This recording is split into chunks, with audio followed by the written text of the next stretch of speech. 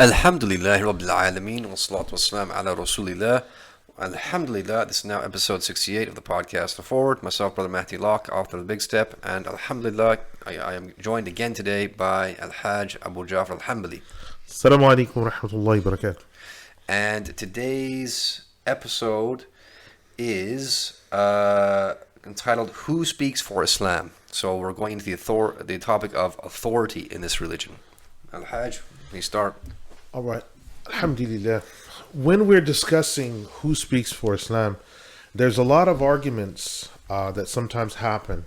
And some of these arguments come from an old canard that's been used, I can't say for when exactly it started, but a canard that I've been hearing since the 90s, that in Islam there's no priesthood, there's no clerical class, there's no priesthood, there's no clerical class. Now, in one instance, that's correct in that we don't have a magisterium of priests or cardinals in which we have a pope that we believe is infallible. We have a college or that someone speaks in ex cathedra and that those decrees are final. Yeah, that's true that we don't have a papal system in that way. But it's also not true that we have a Protestant form of Islam in which people are sort of led by a Holy Spirit or something along those lines. No, there is a clerical class in Islam, and there are a class of people in which the maintenance of this religion, its safeguarding, and its implementation is entrusted to. And these people for many years have been referred to with many different titles. And so we'll talk about some of these opening ones. This clerical class of people are alluded to in many different ayat in the Quran, but we want to use the most manifest examples where they're not alluded to, but they're explicitly made mention of. And these are 4 ayat in number in which the people that are in charge of the religion, a specific clerical class of people, are made reference to. And it is in the masculine tense because by and large, the clerical class of the Muslims has been men by and large. So the first of these deals with Surah An-Nisa, the 4th Surah, ayah 59, in which the surah begins by explaining, Ya ayyuhal ladhina amanu, you who believe, ati'u Allah, obey Allah, wa ati'u Rasul, and obey the messenger, wa ulil amri minkum, and those in authority from among you. So this reference, we have the ati', that absolute obedience is due to Allah. Absolute obedience without question is due to the messenger. And then also to this group of people called those in authority. Now, Abu Bakr al-Jassas says something interesting here. He said that the fact that ati' or ati'u is not used for those in authority among you is because obedience is only due to them insofar as they are in obedience to the first 2 that were mentioned. So that must be the case that's there. And it's also an elusive text because Surah An-Nisa, the 4th Surah, ayah 115 is a reference for ijma, but ijma is also alluded to in this ayah. But it's a much more subtle area. Now, in addition to this, when these people are made reference to, it says, and if you should differ in anything, then refer it back to Allah and His Messenger. Now, the interesting thing about this is this in the second person masculine plural. And many people reading that in English assume that, if those in authority, if they slip or go wrong, then what we'll do is we'll take them back to Allah and His Messenger. But no, this reference from Abu Bakr al-Jassas in his Ahkam al-Quran, as well as Al-Qadi Abu Bakr ibn al-Arabi and others, they say that if you differ is in reference to those in authority, because they're the only ones who would know how to take it back to Allah and His Messenger in such a detailed and systematic fashion. They're the only ones that would know how. So it's not in reference to the Johnny on the spot or the onion seller at your local market that has decided on these global or detailed affairs of the Ummah's upliftment, that he decides that he's going to check the authorities and take it back to Allah and His Messenger in detailed matters. In day-to-day matters that we're all agreed upon and clear on, that's true nonetheless. but in detailed matters that involve the maintenance of the ummah, temporal and religious authority that has to be established on an ummah-wide scale, that belongs to a specific class of people. The second classification, or the second reference to a clerical class of the ummah, is in Surah At-Tawbah, the 9th Surah, ayah 122, in which Allah subhanahu wa ta'ala said that everyone shouldn't go forth for jihad and march out all at once. But there actually need to be a group, a ta'ifa from among them that stay back. لِيَتَفَقَّهُ فِي الدِّينِ, that they delve deeply into the fiqh of the religion. So there's actually a class of people that have been told, listen, all of you shouldn't march out. So there will be some of them that will march out, but all of you should not march out to make jihad, because if something happens, you could all be wiped out. So only a class of you should march out. Only a class of you should go, and then there should be a body that stays behind. And then the end of the ayah runs with, to admonish those that come back. Why? Because they'll be coming back with war treasure. They might have done certain things in the field of war. There might have been certain things that happen in combat that have to be dealt with. Maybe there are up-to-date issues that have to be resolved if there's been new things in battle that have happened, where we have the introduction of missile technology and things such as this. So this clerical class of people, it's their root and branch that they have to accord with those affairs. So they're referred to as the tafaqquhu fi din, and before they were the ulul amr. Now the third ayah is Surah An-Nisa, the 4th Surah, ayah 82 or 83 in another qira'ah, in which it mentions that why didn't they take it to the messenger in order to resolve it, or الَّذِينَ يَسْتَنْبِطُونَهُ مِنْهُ, those who did istinbat from among them, because they would have known, the ayah runs, they would have known. So they're the people of istinbat. And istinbat is to bring water from the bottom of the well up to the top with great difficulty by pulling on a rope. But that's linguistically. In this reference, it's talking about people who have specific authority. So this is the third reference to a clerical class within this ummah. Then we look at Surah An-Nahl, ayah 43, in which the famous expression is made, and also in Surah Al-Anbiya, ayah 7, in which it is said, فَاسْأَلُوا أَهْلَ الذِّكْرِ إِن كُنتُمْ لَا تَعْلَمُونَ, and ask the people of remembrance if you do not know. And that reference is making reference to scholars. Now, some people might say, well, the asbabul nuzul of that ayah is that it's talking about the Jewish rabbis, and this isn't reference to a clerical class. You've actually made our discussion for us, because the clerical class of Judaism, the posikim, or the rabbinim, or the tanaim, that is the scholarly class. So Allah subhanahu wa ta'ala, even when you're dealing with the Jewish people, didn't tell you to go to the laity of the Jews. He told you to go to their clerical class. And so it still stands as our evidence that indeed this is reference to a clerical class of people in terms of application. Although the asbabun nuzul is in reference to the children of Israel, the application of it is in reference to those in authority among the Muslims. So these are these 4 ayat, the 4 specific ayat. Again, there are ayat that give allusions to an authority base, but these are the explicit ayat that mention a clerical class of people that have authority that goes beyond just themselves, but it's a jurisdiction over ummah. It's a jurisdiction that goes ummah-wide. Okay, Jazakallah for that. So just to clarify, that last ayah, that is Surah Al-Nahl, ayah 43, and then Surah Al-Anbiya, ayah 7. So that's correct. The next thing we want to get into, so we've established the evidences from the Quran, and now we want to look at the Prophet ﷺ and the companions, and we want to show how not every companion is of the same level of knowledge. And then amongst the companions, we only have a select group among them who have this authoritative status. Right. So some examples we've got here are, for example, as you can take it from here, Mu'adh bin Jabal, for example, radiallahu anhu. Okay, so in the case of Mu'adh bin Jabal radiallahu anhu, it is he and not Abu Dharr al-Ghifari who was a great companion, but was among the laity. He was not sent to Sham and to Yemen. Instead, it was Mu'adh bin Jabal.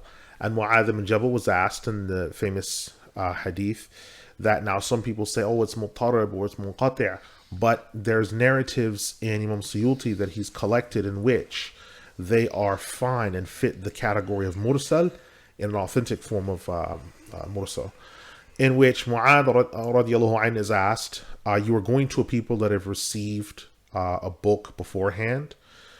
If you should go to them and some matter occurs, what will you do? And he said, I will refer it to the book of Allah. And he said, and if you do not find it there, he said, then I will refer it to his messenger and what has been declared by him, what you've said to us. And if you do not find it there, he said, I will look at the senior most of men from amongst us and look at this matter. And in one narration said, I will look at what the people have resolved. The people he's referring to are the companions. And he said, and if you do not find it there, he said, then I will use my own determination and gather between all of these and resolve the matter and come to a conclusion. To which the Prophet ﷺ said, you have acted rightly, and he was sent out. So here we see that there was someone given authority. Now this is the same Mu'adh ibn Jabal that carried out judicial punishments and penalties. He went to the locations of Sham as well as Yemen and looked after people's affairs, taught them the religion, passed on the knowledge of the religion, taught them recitation of the Quran, all these different affairs.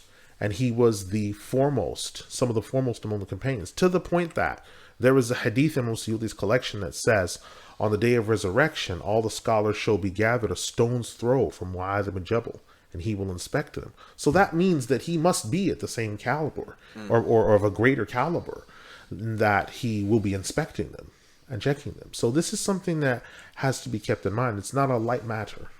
Yeah, so that's one example, alhamdulillah, Mu'adh ibn Jabal. But then we also have examples like Abu Umama and Mus'ab ibn Umair. They were the first companions sent from Mecca to Al-Medina. Yes. Now what happened there was, after the Bay'ah of Al-Aqaba, some of the companions from Al-Medina came forward to the Prophet ﷺ and said, please send some people forth to teach us. We require further knowledge. So the Rasul ﷺ sends Mus'ab ibn Umair and Abu Umam al-Bahili, known as As'ad ibn Zurara. He sends these both to Al-Medina and they teach the people. And they start, because of their teaching of the religion, there start being these mass conversions to the religion, to the point that no kuffar remain in Al-Medina except for the Jewish tribes and a small body of unbelievers that are mostly linked with the hypocrite Abdullah ibn Ubay and such. That's it. That's what they've done. When the ayah was revealed about Salatul Jumu'ah, the Prophet ﷺ told Abu Umama to go ahead and implement Jumu'ah. So it's like he's not even there yet. He hasn't even made the hijrah. But Abu Umama is told to implement the Jumu'ah and to carry out the obligations that the Jumu'ah represents. Okay. And I think you mentioned in a previous podcast how the people became so used to Abu Umam al-Bahili. Yes, they got so used to him to the point that when the Prophet ﷺ arrived, they weren't sad, but they were just sad that Abu Umama wasn't doing it anymore, because the people had come to be gathered upon him and Mus'ab ibn Umair and his unique style, because he was very beloved to the people. The people just had a great love for him. So we learned then that these people of authority, it's their job to make themselves accessible to the people as well. Yeah. So here we have another example of select companions being chosen for these positions of authority. Yes. And then another one that comes up, a very famous example, is that of Ja'far ibn Abi Talib. Yes. Now, he radiallahu anhu, an interesting thing happens. He goes along with the companions he sent in the first hijrah to Abyssinia. And when he arrives, the Najashi and his courtesans, they're discussing matters of theology. And they demand to know what it is the Muslims believe. And the chief theologian that's put forward among them is not Ubaydullah ibn Jahash. It's not any of the other companions. The chief among them, the senior most knowledgeable, is Ja'far ibn Abi Talib as far as they're concerned. So they put him forward. Now this is This is while other companions are there, but they chose him as the chief among them.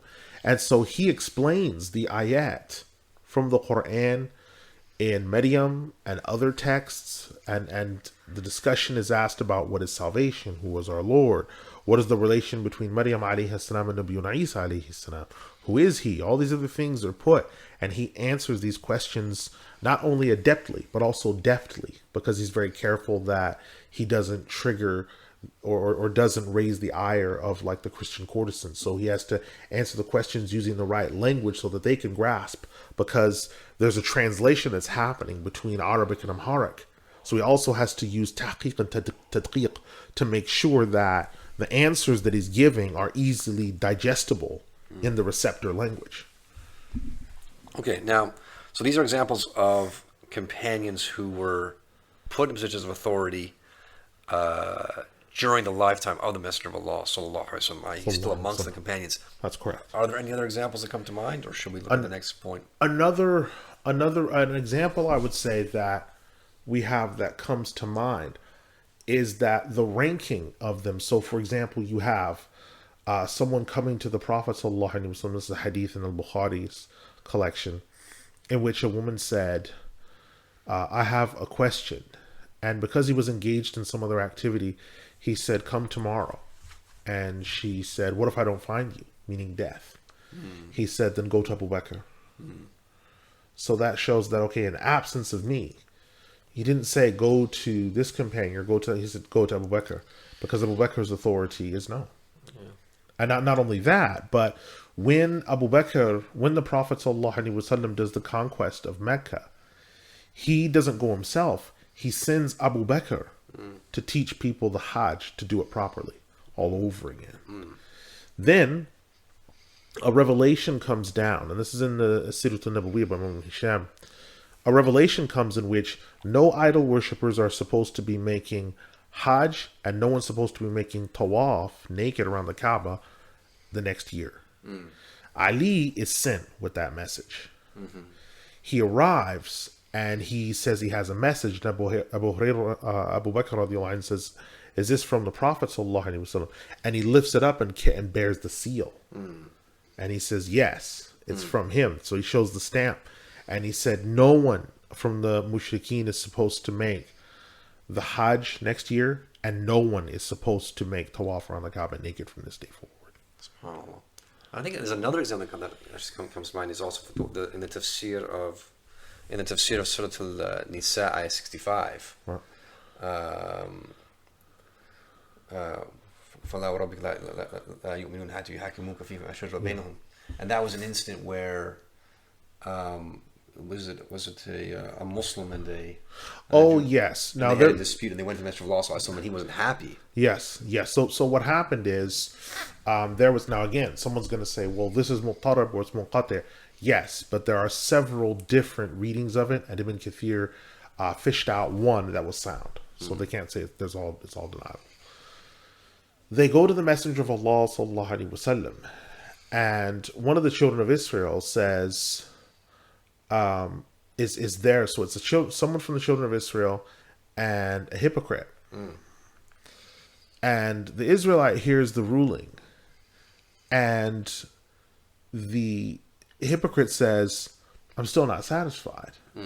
So he goes to Abu Bakr with the Israelite, and he says, we just came from Muhammad, and he gave his ruling in this matter, but we're still not satisfied, so we've come here to you. And so Abu Bakr chases them away. So then they go to Omar. Because they rejected the Messenger of Allah. Yeah, so he said, no, we have to reject you. So then they go to Omar radiallahu anhu, and they explain to Omar what's happened. And Omar, he checks with them to make sure they understand. So you went to the Messenger of Allah sallallahu alaihi wasallam. You weren't satisfied. He said, yes, that's correct. Then you went to Abu Bakr. Yes, and he chased you away. Yes. And now I find you at my door. He says, yes. So then he tells them, wait here for just one moment. Goes inside, comes back out with a drawn sword, and kills the hypocrite that's there, feigning Islam. And grabs a hold of the Israelite, who says, now wait just a moment. I was satisfied with what he said. It's him who did this. So he releases the Israelite man, who then goes back to his people and says Muhammad's killed his own companions. And he brings Omar radiallahu anh after saying, wait a minute, Omar has killed a companion? How can that be? To which the response to that is Allah subhanahu wa ta'ala sends down the ayah where he says, no, you know, by your Lord. So he swears by himself. They will not believe until they make you the judge between them in that which they differed in, and they find no hindrance or tightness or constriction in their hearts regarding what you've judged them to, and they submit wholeheartedly and completely. Yeah.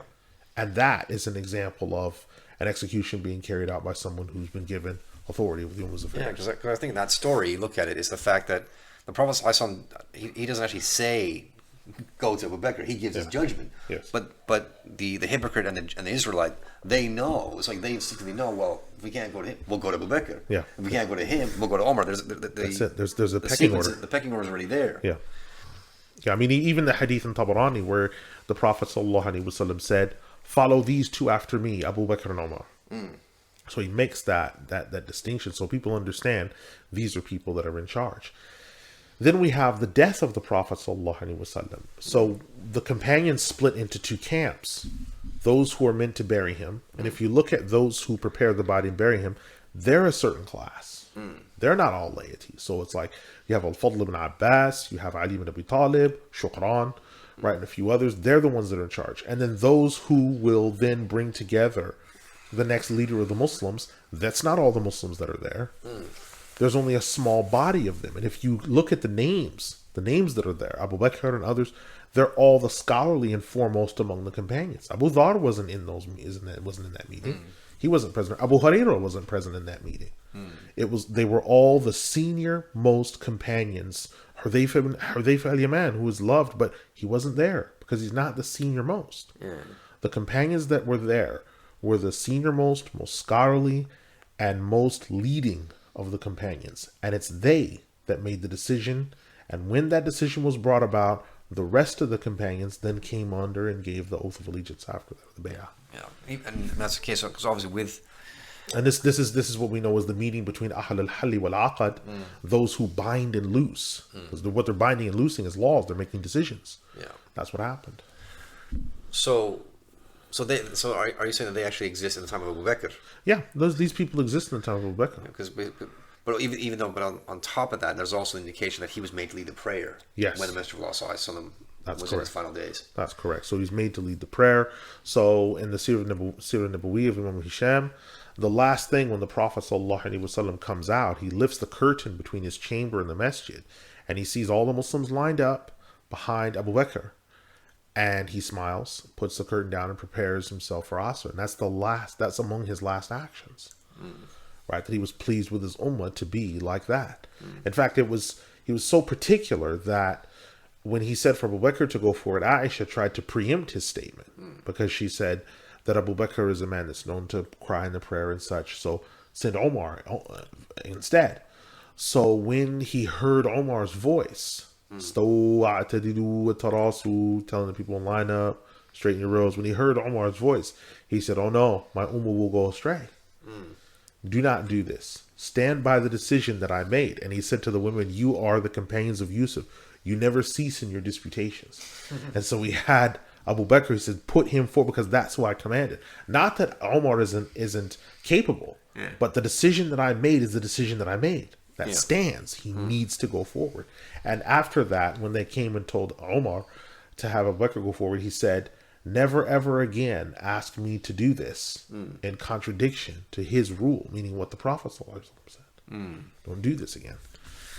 Okay. SubhanAllah. So Abu Bakr, so when we talk about Abu Bakr as-Siddiq radiallahu anhu, now we're answering a very, very big question, which I think some people in the Anglosphere might get stumped on, which is, again, after the Messenger of Allah sallallahu alaihi wasallam goes back to Allah, who is in charge of the ummah? Yes, and that's been a question that constantly we used to ask people that were inclined towards innovation or things like that, and you get all types of answers where they'd say, "Well, he's still in charge of the ummah because he's still alive." It's like, yeah, we know he's still alive, but his leadership, who's his leadership pastor, which I said, Allah. It's like, okay, yeah, we know that Allah is the one that's in charge of everything and all these other things, but who is the visible authority? Now, what you wound up having is this almost mystical, because again, it's the 15 years of schooling again. Some of the Muslims have gone to these Protestant schools. They're not just Christian schools, but they're Protestant schools.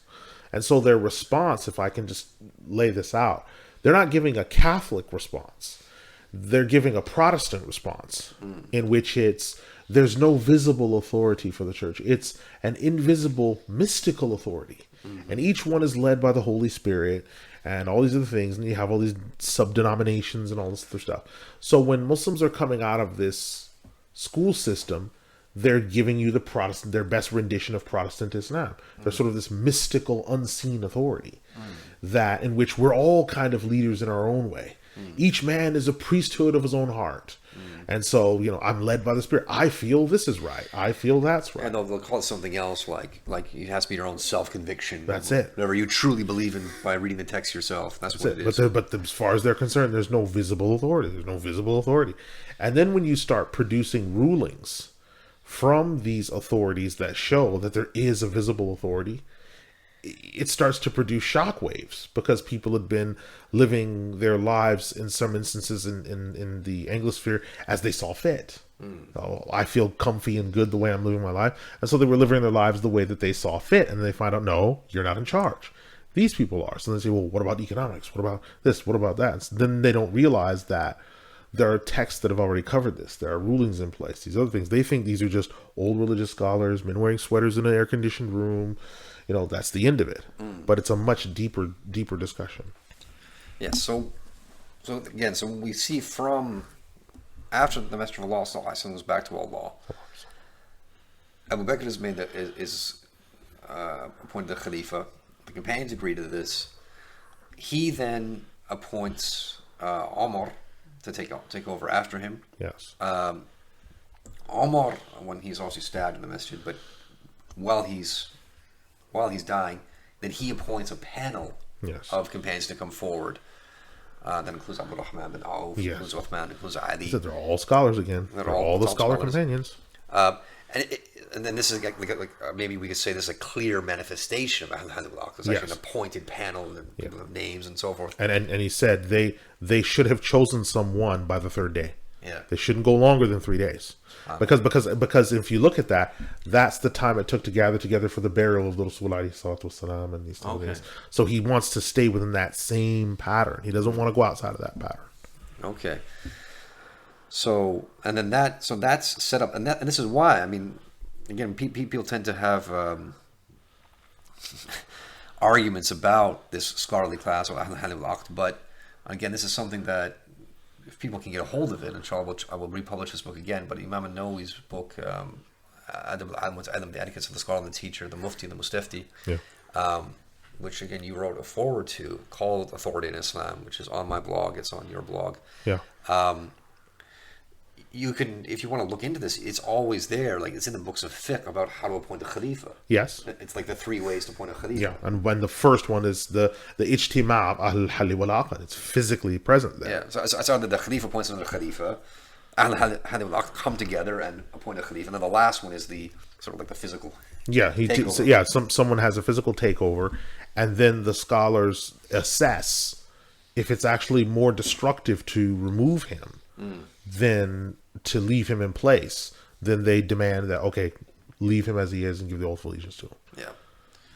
Actually, they have to make that discernment. So again, that's so you can look that up. That's I think that comes under Bab al-Jihad. Yes. In any fiqh book. I mean, Imam al-Bulti went into it in his book that he penned just for jihad. He goes into it. Sometimes it's put under Kitab al-Qada as well. When they bring in khilaf, because they move khilaf around. It depends on which topic. So sometimes it's under Kitab al-Qada, sometimes it's under Bab al-Jihad. Yeah. So for English listeners, you can read this in Reliance on Traveler. There's a whole section in there, and I believe Imam an-Nawawi is quoted in there. Khatib al-Shirbini is quoted in there. Again, authorities. Yes. And I think this reminds me, oddly enough, I remember if we go back like 5-6 years when ISIS proclaimed their caliphate. Yes. Right, their khilafah in Iraq. I mean, they're not even Muslim. People over at Breitbart News, some lady over at Breitbart News wrote a whole article and she asked that question. She said, "Is this a legitimate khilafah?" Yes. And then she quoted those passages from Lines of the Traveler with the Salik saying, "Well, this is what Imam, this is what someone, Nawawi and Yeah.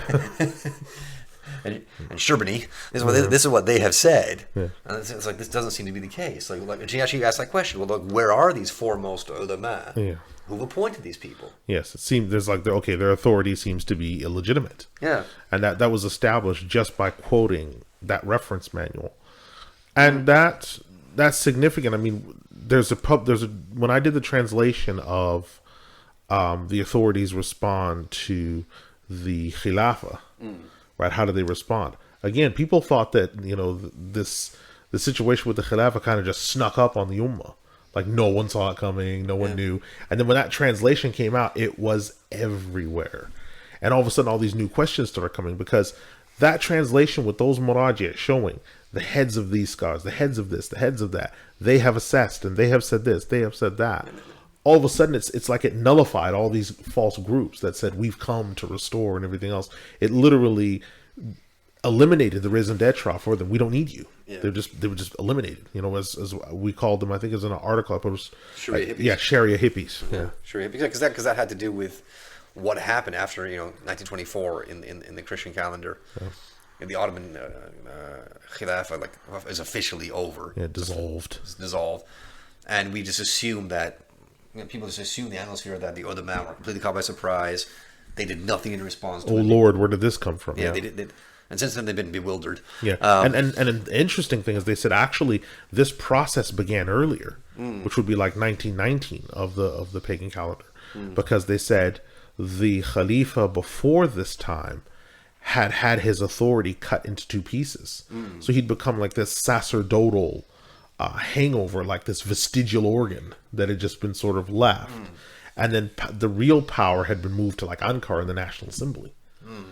So it's like this had happened before then, but to actually eliminate the entire structure is like this is even a greater, more tempestuous sin, because you've actually tried to stop it from being reestablished as it's meant to be. Yeah. So these ulama came together. I think it was in Cairo. Yes. So all these Maraja came together. These authorities, they came together in Cairo, and then they decided, like, what are we going to do? Yes. This is our response. This is how things should be.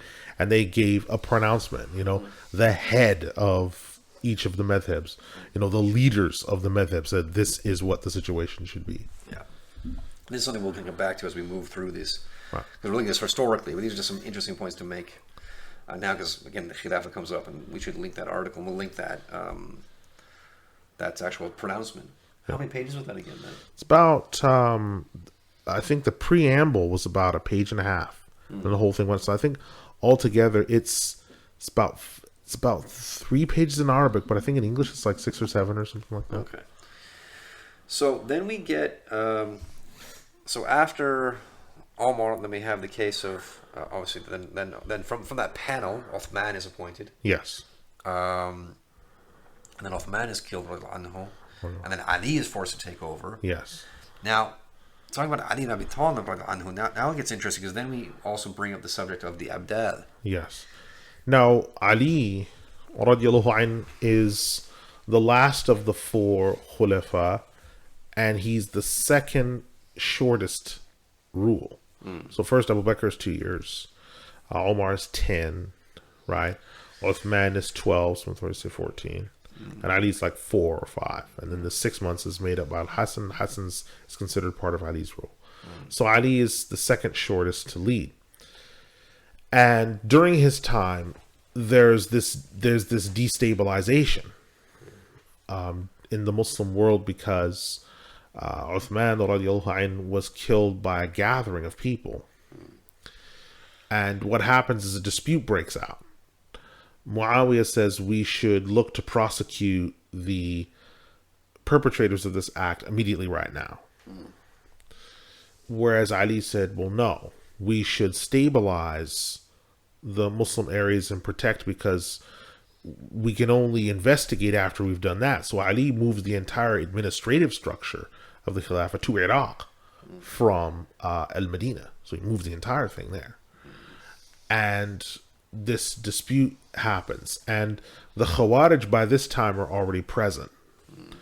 and they're in Ali's ranks hidden. And some of the people, some of Muawiyah's cousins, are saying bad things about Ali radiallahu anhu. Does this go back to the fact that Muawiyah wanted Ali to investigate the death of Uthman? Yes, he wanted that case investigated because Uthman is his first cousin. So the wife of Uthman goes there with her cut fingers and places them on the minbar and says, "This is what happened to me." So Muawiyah, being a family member, because they're both Bani Umayyah, so they're very upset about what happened and they want this matter resolved, as any close loved one would. So the other cousins of Muawiyah, who are not companions, who don't have these qualities, they start to chastise Ali in speeches and lectures and such. And then Ali, when he's brought news of this, some of the people say, well, they're cursing us, let us curse them. And Ali said, no, because among them are the Abdal, which is indicating like Muawiyah. Yeah, and he was indicating Sham as well. Yes, he was indicating Sham, and the Abdal are in Sham. And so he gave this discussion about the Abdal. Now, the Abdal, there are a number of ahadith about them. Yes, there's a fatwa that you translate that for. Yes. Yeah. Yes, about who they are, the rank of the Abdal, their rank. And these statements of the Abdal, we can't ignore who they are because they're mentioned in many ahadith. So the Prophet ﷺ said, the high-ranking saints of this ummah are 30 men, and their hearts are like the heart of Khalilur Rahman Ibrahim alayhi salam. Whenever one of them dies, Allah then puts another in his place. And this is from Imam Ahmad in his Musnad. Then we have another one in which the Prophet ﷺ said, the high-ranking are 30, and due to them the earth is established, and you receive help. Now this is from Tabarani and also from the Musnad. Then the Prophet ﷺ said again, the high-ranking saints are in Sham. It is due to them that the people receive help, and it is due to them that they are sustained. This is also in the Tabarani. Then we have another statement from the Prophet ﷺ. The high-ranking saints are in Sham, and they are 40 in number. Whenever one man dies, Allah replaces him with another. The earth receives its rain due to them, and the land receives its help against its enemies due to them. It is also due to them that the punishment gets kept away from the people of Sham. Now, this is from Ahmad's Musnad as well as Tabarani. So we can see that this is obviously an important subject. It's 4 ahadith on this subject. They're not da'if, they're not mawdu'. These are sound hadith because Ibn Hajar as well as Imam Suyuti both say kullu hadithin fil musnad sahih. Right, so everything there is authentic.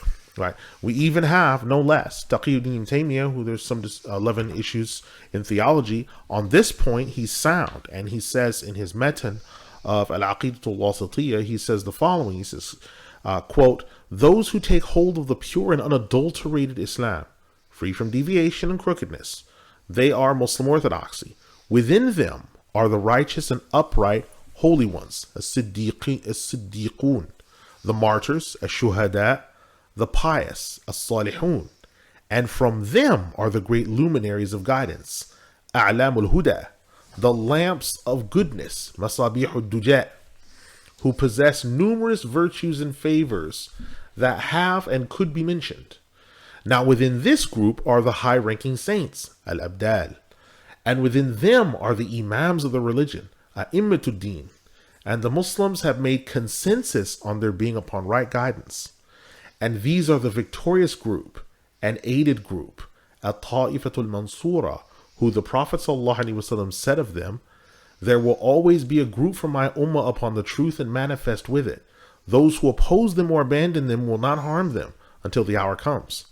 We ask Allah that He makes us from them, and that He makes our hearts not slip after He has guided us, and bestowed on us mercy from Himself. Indeed, He is the bestower, and Allah knows best.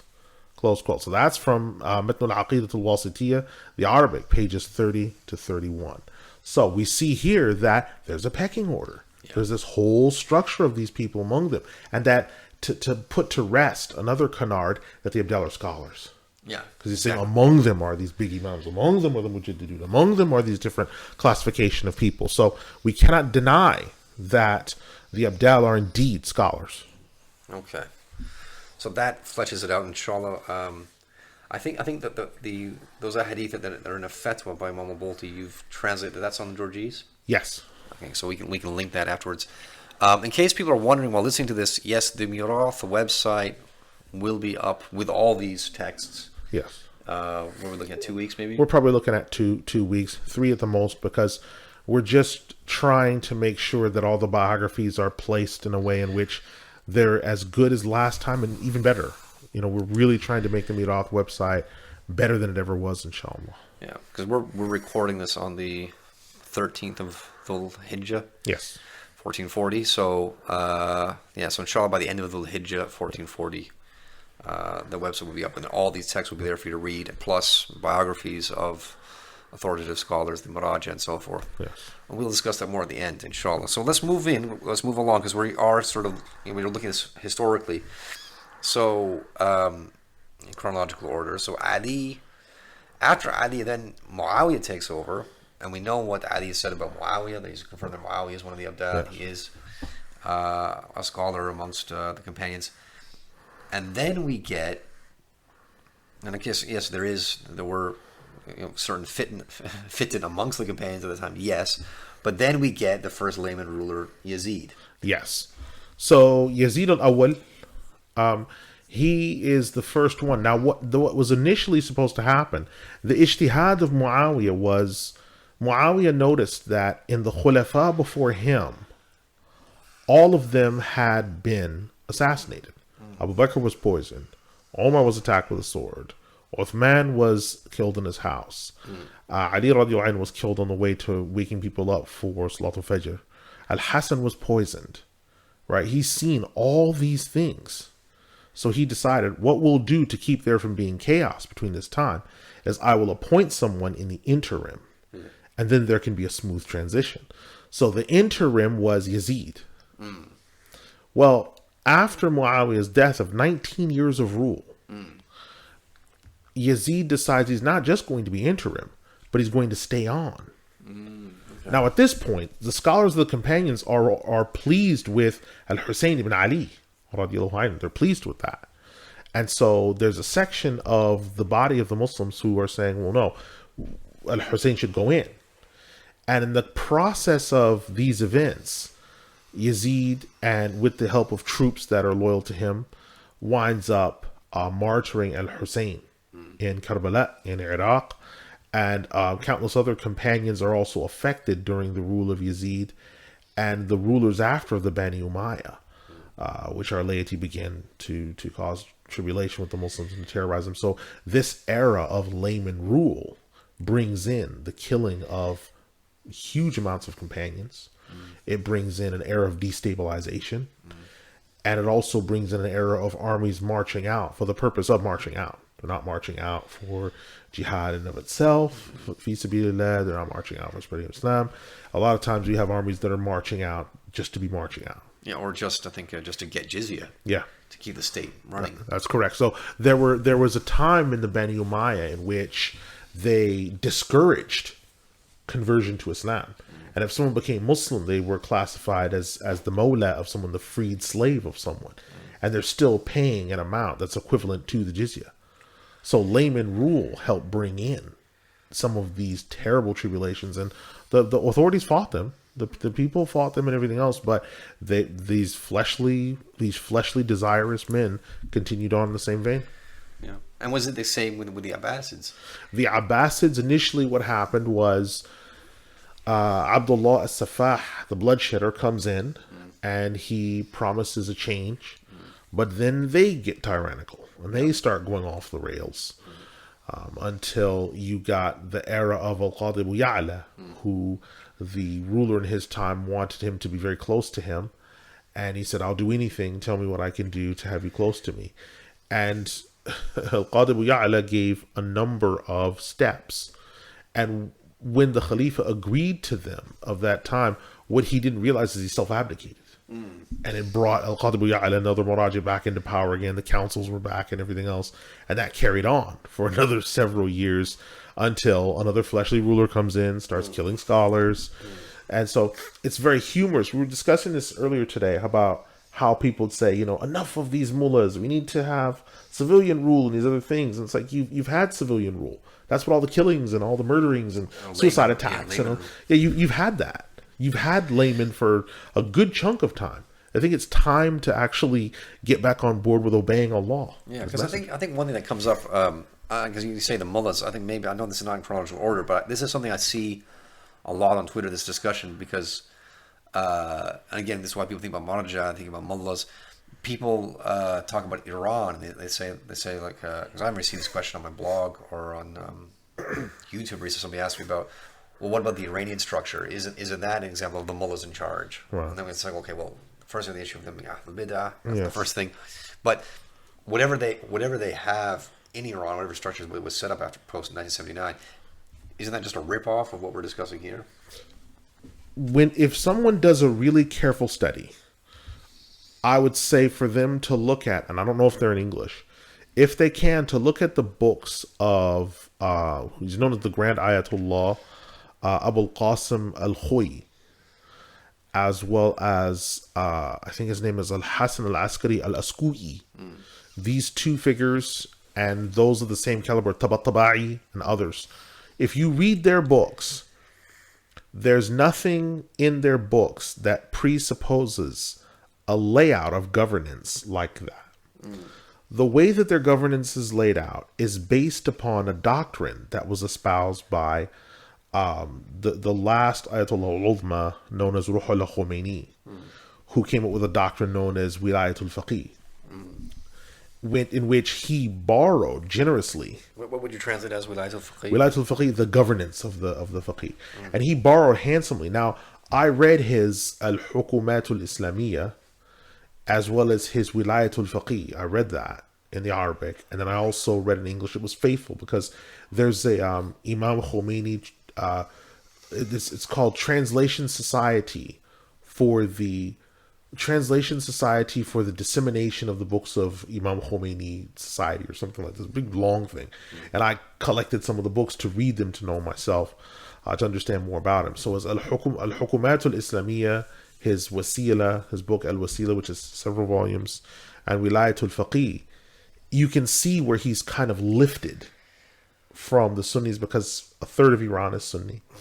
The Iraqi tradition, because he studied in Iraq, he was in Najaf. You can see where he would have gathered his sources from to create this structure, which is, you could say it's an imitation, and people say, well, it's a sincere form, flattery is imitation. Yeah, but not when it's a bad imitation. And it's a very bad imitation, because they've had to try to, while espousing this Sunni structure, they've had to sort of shoehorn in certain Shia doctrines and things like this to try to keep the thing afloat. So what you're seeing by the rule of these mullahs is an attempt to create some type of Shia Sunni ecumenical structure, and then foist that into a government and say, well, this is what we have. Yeah, then it's not quite working out. Well, it's a problem because people opposed him in his lifetime when he first came out with this doctrine of Wilayatul Faqih. People opposed it, any form of it. Al-Khoyi opposed it. All these different authorities in the time said this is not conducive, because like Shiite authorities. Yeah, major Shia authorities, major Shia Murajia, because they have a Murajia system, but it's like for them it's far more narrow. It's really, really narrow. Yeah, because I'm saying that's why I raised that question, because some people have asked me one times, they've said that, like, when you talk about this word Marja, they'll say, well, I've only heard of that, say, from Shiites or from Iranians and so on and so forth. Maybe I could ask, it's a good point to ask this question, because when have Sunnis used the word Marja? Like, when has it first emerged? Okay. When did it first emerge? Sorry.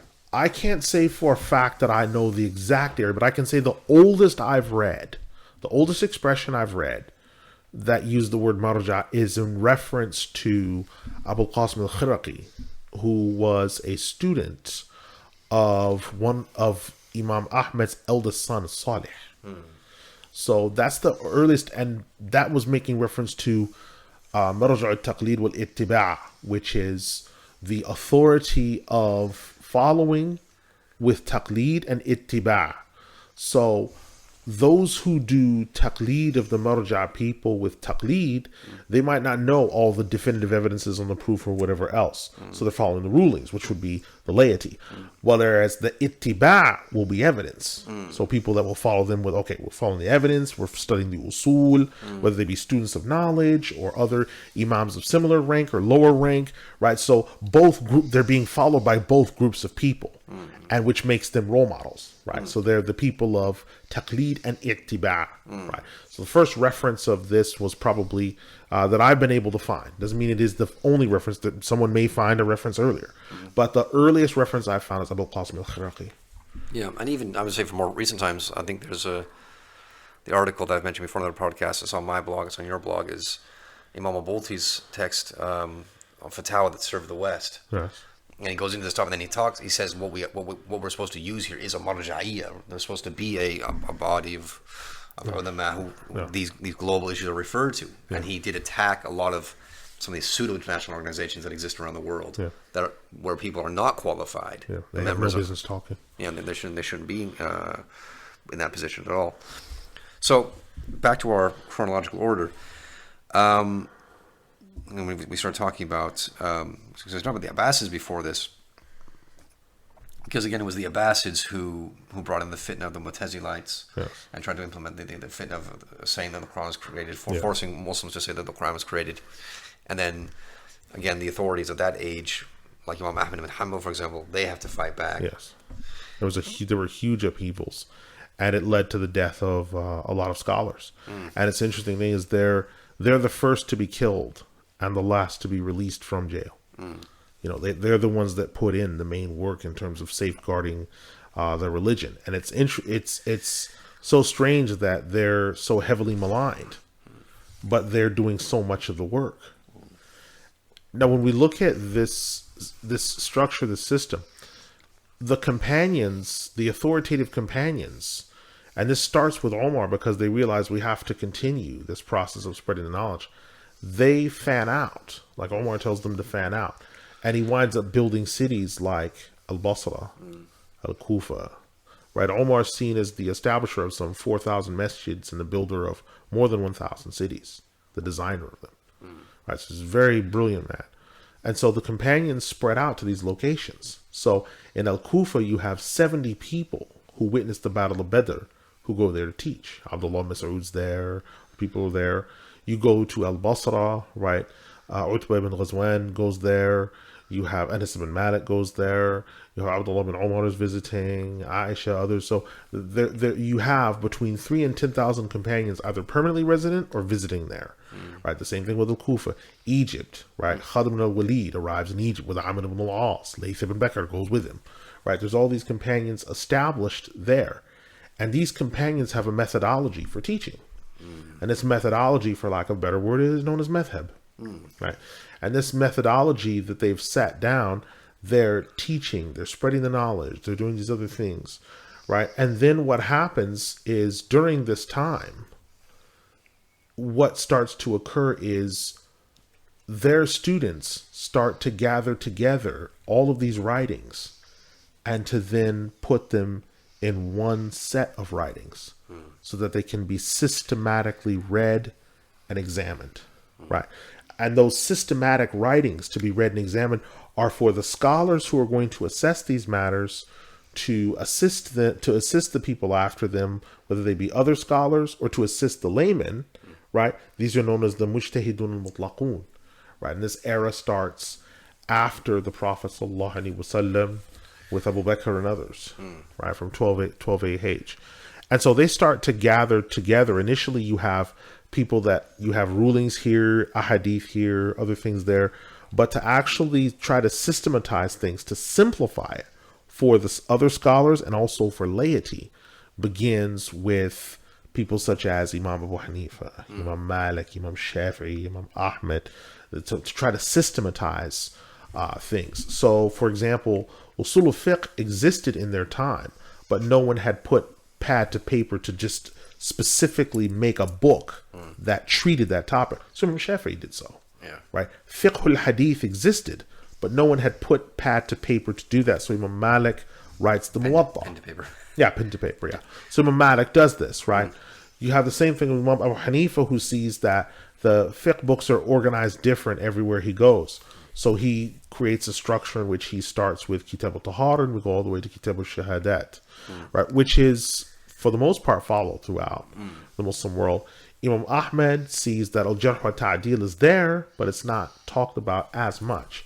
So he does this with the Musnad and other texts where he starts to talk about al-Jarh wa Ta'dil, right? So we start hearing about the madhab of al-Basra, the madhab of Kufa, right? What the Egyptians are saying and these other things. Yeah, so we have the situation where Imam Abu Hanifa, he's based in Kufa, and that's where Abu Mas'ud and 3,000 companions roughly were settled. Yes. Imam Ahmad Hanbal's in Basra, Imam Malik's in Medina. Correct. And then Imam Shafi's sort of in various locations. Yeah, he's in Iraq, but he's in Medina. He's in Medina. He's in Egypt, right? He's in these different places. So he's taking from a wellspring of places. Ibn Abbas, other people. He's taken from these sources, right? So he's putting pen to paper. Now these mujtahidun al-mutlaqun, what sets them apart is that they have the voluminous grasp of the Quran and the Sunnah.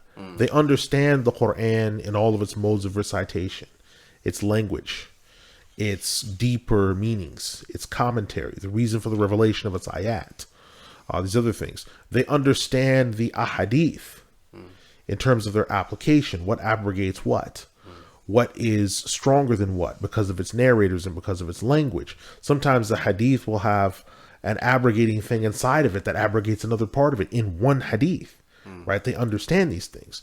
There's a fatwa that Imam Shafi'i had that was just on a 2-word hadith, and 15 rulings were extracted from that.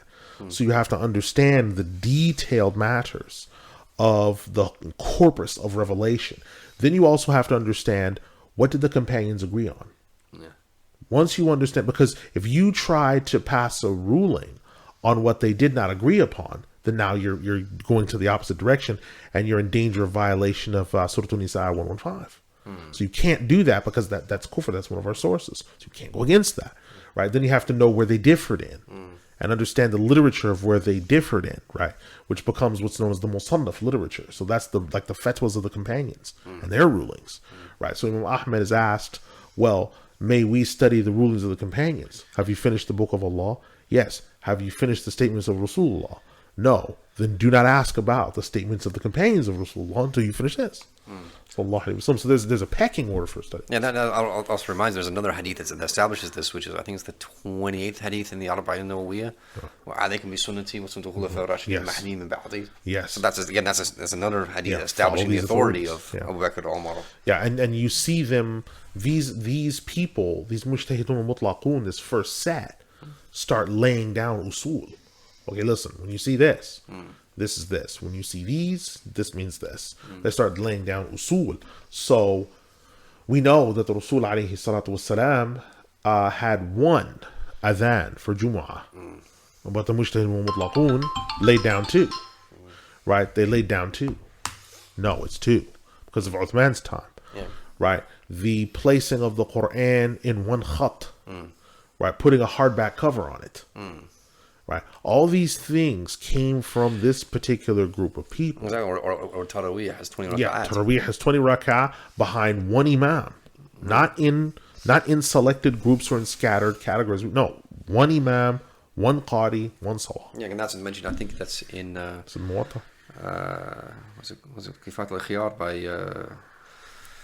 Imam Taqiyuddin Dimashqi in Shafi fiqh, where he mentions that Umar Khattab, again, as an authority, as the Khalifa, he puts all the people behind Ubay bin Ka'b.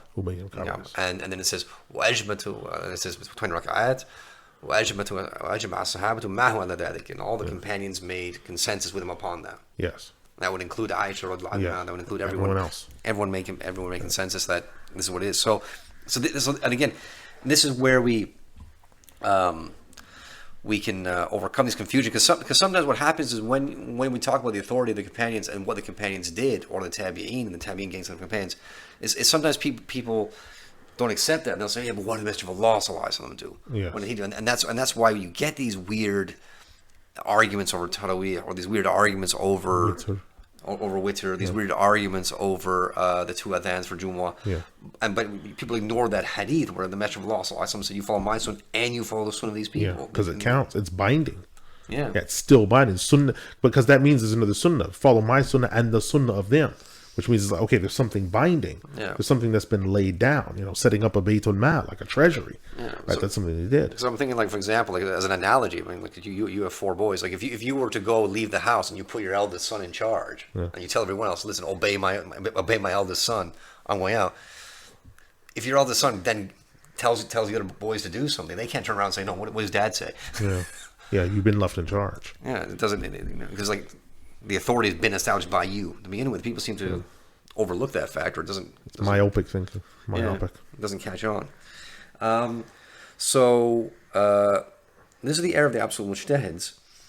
Now, so this ends in 241. Yes. So you go from 12 AH to 241. So the mujtahidun mutlaqun, they systematize books. And the books that they're systematizing are laying down the usul that have channeled down to them from the companions into the tabi'een and down to them. These are the usul that we are to use for extracting rulings from the book, sunnah, consensus, or if we need to use our analogies or other things like that. And then also there were additional things that some of the companions leaned on that also were brought out that they differed in. So istihsan, masalih al-mursala, these types of things. So these usul, these principles start to get laid down. And then then after their time, then we move on to the era of the absolute mujtahids within madhabs. Okay, so this era starts to occur because the absolute mujtahids have died out, right? So all these mujtahids exist at the same time, but a group starts to become more prominent when one group dies out. Or one of the other things I want to mention here is that we have, because there are other absolute mujtahids besides the main 4. Yes, there are others, but part of this has to do with the fact that the other mujtahids, they did not have as large a company of following as the companions. They didn't have people doing tadween of documentation of things in such a and they're also not prophesied. Each of the 4 imams has been mentioned as a prophecy, and they're part of the discussion of the signs of the end of time. So they have been mentioned, whereas the other ones were not. Even as scholarly as they were, as like al-Awza'i or al-Layth ibn Sa'ad, as well as Ishaq ibn Rahawayh or Abu Thawr and other people like this, but they weren't mentioned because they did not have the pure bulk of the companions, such a large bulk to take from. They were not as diligent. They did not have the large bulk of students of the companions that did tadween and documented their books to just such a degree. And then overall, it wasn't Allah subhanahu wa ta'ala's higher wisdom that selected them. Yeah. So this next era, then we get these absolute mujtahids within madhabs, which starts from 241 to 653. That's right. Which is the death of Imam Majdi ibn Taymiyyah. So what do these mujtahids do? Well, these particular mujtahids, what they do is they use the usul of their imams to then derive rulings, to lay down further things inside the school, to break down books, to organize matters when there are disputes on topics. So what happens is these particular mujtahids, they aren't making taqleed of the imams in their masail, they're making taqleed of them in their usul. So it may be a case that, for example, let's say that someone says, well, the masail of Imam Ahmed that have been gathered and put together and broken down are that placing the right hand on the left under the navel, that's the received principles we've got. That's what we've got, right? Sheikh Abdul Qadir Jilani, the only one to ever said otherwise, said that, well, no, they should be under the chest, right hand on the left. Well, why? Well, he used the usul of Imam Ahmed, went through all the text and everything else, and it was his ruling and understanding that that is where the matter lies. Yeah. I think it's the same thing. Like I know in the Shafi method, like we have. First of all, there's the famous discussion between Imam Malik and Imam Shafi about where Imam Shafi says, "إذا صح الحديث فهذا مذهبي." If the Yes. hadith is authentic, that's my method. Because again, there's a difference of usul. Because that's the understanding is that the primary difference between the madhabs is usul. It's not furu'. Yeah. It's usul. So Imam Malik, radiallahu anhu, he has the usul of the amal of Ahl al-Madina. What are the people of Medina doing? So that's what he says. Alf min alf, khair min wahid min Yes. wahid. But Yeah, because for him, a hadith, and Ahmed has the same thinking, that if you see a hadith and the hadith is being practiced by this huge amount of people, that is stronger than a hadith that you don't see people doing, or hadith that you see a smaller number of people doing. Right? So the hadith is a larger body of people doing it, has greater strength. Yeah, but that principle as well, like this, what Imam Shafi said, hadith had madhabi. So, I mean, an example I came across when I was translating Imam Nawawi's book, because he talks about where there can be differences of opinion amongst the fuqaha, and he gives examples in the Quran. So, for example, like what is Salat al-Wusta, as mentioned in Surah Al-Baqarah. Some say it's Fajr. Right? Yeah, some people say it's Fajr. So, Imam Nawawi, in the Majmu', he quotes Imam Shafi, and Imam Shafi saying it's Fajr. And Imam Shafi saying, well, it's Fajr because if the day starts at Maghrib, which officially does, the day starts at Maghrib, then that's Fajr's middle prayer. You also do Qunut in Fajr. Yes. And you're supposed to stand for Allah Qaniteen. You have Qunut in Fajr. But but the Imam Nawawi and then the Imam Mawardi in the Shafi school, they themselves, they go back to the hadith that Imam Ahmed quotes, which is was that from the Battle of the Ahzab, Yes. where They've delayed us from the prayer, may Allah fill their graves with fire. Yeah. They've delayed us from a Salat al-Wusta. Salat al-Asr. Yeah. So it's together. And then so I remember I was asking a faqih about the Shafi faqih about this, and then the answer was, yeah, well, our madhab, the Sahih hadith had the madhabi. So we're going to take Imam Shafi's principle and go against what Yes. he himself said. So that's an example. You're doing taqlid of him in the asl, Yeah, but you're not following him in the far, Yeah. in the branch issue. Yeah. So who are some prominent examples then of these absolute mujtahids within the madhabs? Absolute mujtahids within the madhab. I mean, Shaykh al-Qadir al-Jilani is an example. Mahfuz al-Kalwadani is another example. Muwafquddin al-Qudama is an example of an absolute mujtahid within the madhab. In madhab. So you'll look at like al-Mughni as an example where he's giving all these riwayat of the madhab. Like he'll use riwayat of Imam Ahmed, and then he'll say, but I'm using this one instead. So he's using different riwayat. So it's like, and when he's dialoguing with Imam Ahmed, he's using Imam Ahmed's first name. Because he's at that level, he's not an equal to Imam Ahmed, but he's an usuli like Imam Ahmed, using his usul. So his addressing Imam Ahmed by his first name rather than his title is a reference to the rank of both of them, and also still respectful. Right. So when he's doing this, and then you look at like Al-Kafi, he literally wrote out an entire syllabus. So he wrote beginning, the Umdah is the beginning, the Muqna' is intermediate, and then advanced intermediate is your Kafi, and then Al-Mughni is the big study, right? But he looked into all these affairs to try to break them down in a systematic manner, and what happens is he wound up being looked at as like Shaykh al-Madhab. And you can see these things in people who are absolute mujtahids within the madhab, that they exhibit like early characteristics. Like he was upon his marja'iyya at around 17, 18 years of age, because he finished the sharh on the Mukhtasar al-Khiraqi, which is what al-Mughni is. He was 17, 18 in Iraq. He's finishing that at that time. So it makes you understand he finished that. And then he comes back and starts the Umdah, the Muqniya, rewrote everything. Start fresh again. He's like, okay, I'm going to start fresh. SubhanAllah. I think just here's a good point where we can clarify something. It's another issue that comes up a lot. This is just a notice for people who are not Hanbalis, people like myself. I'm a Shafi and fiqh.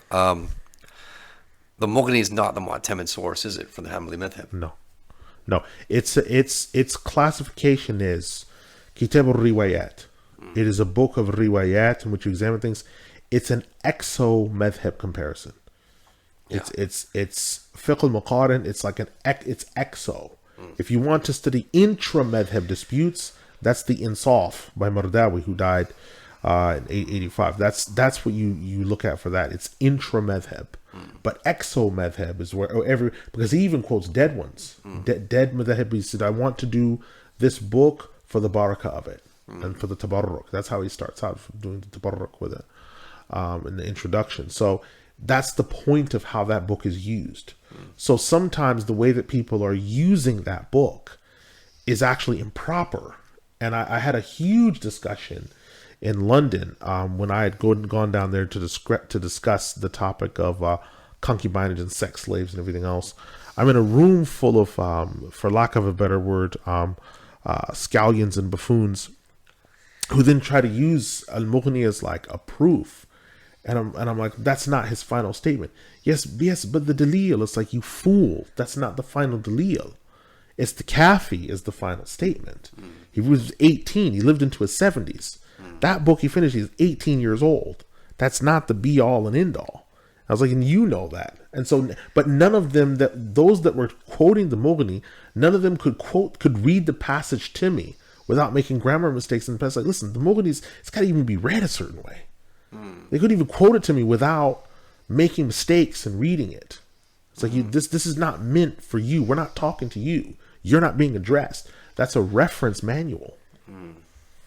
Yeah, it's the same thing with like in the Shafi school. Like people think like yeah, in terms of a reference work, like the Majmu' headed by Imam Nawawi. That's a book that Imam Nawawi wrote because what he wanted to do, and this is an introduction which I translated. What he says he wants to do is he wants to, because he gives this advice. He says if you're going to be a mufti in the Shafi madhab, you should have more than one book. You shouldn't just rely on one book, like one small fiqh method. You should have loads of fiqh texts, and you should be able to refer to them. But they said, but what I want to do with this book is I want to make it so exhaustive that you don't need any other book. And that's what he's doing. So just sort of combined between all these. Yeah, so that's what you find. So for every ruling, what he'll do is he'll quote everyone before him. So-and-so said this, so-and-so said this, so-and-so said this, and the authentic position is this from the Okay, so this is like an inner madhab discussion. Yeah. Okay. It's an inner madhab discussion. So people, I mean, I think I was quite shocked one time when I picked up a copy of when I saw Riyadh al-Salihin in a masjid, and someone wrote a biography of Imam Nawawi and said that the Majmu' was him branching out to make his own madhab. Like, no, you haven't read the introduction. The introduction makes it very clear that I'm running a book of Shafi fiqh, and what I want to allow the person using this book is that they only need this book for Shafi fiqh. I want to gather everyone before me, all the opinions, all the aqwal, gather them all up, and then he tells you this is what it is, this is what it is. And this is the authentic position, this is Imam al-Sah, and so forth. And then what happens with someone like Imam Nawawi is, after his time, everyone's quoting him. Yeah, that's it. That he just becomes the voice of the madhab. Shaykh al-madhab. Yeah, that's it. There's him. There's Imam al-Rafi'i. But the principle is that if they differ, you go with Imam Nawawi. If they agree, then you absolutely can't do anything. But if they differ, you go with Imam Nawawi. Then he writes Minhaj al-Talibin, and then Minhaj al-Talibin, we have the major commentaries after that by Shamsi al-Ramli and Khatib al-Shirbini and Minhaj al-Haytami and so forth.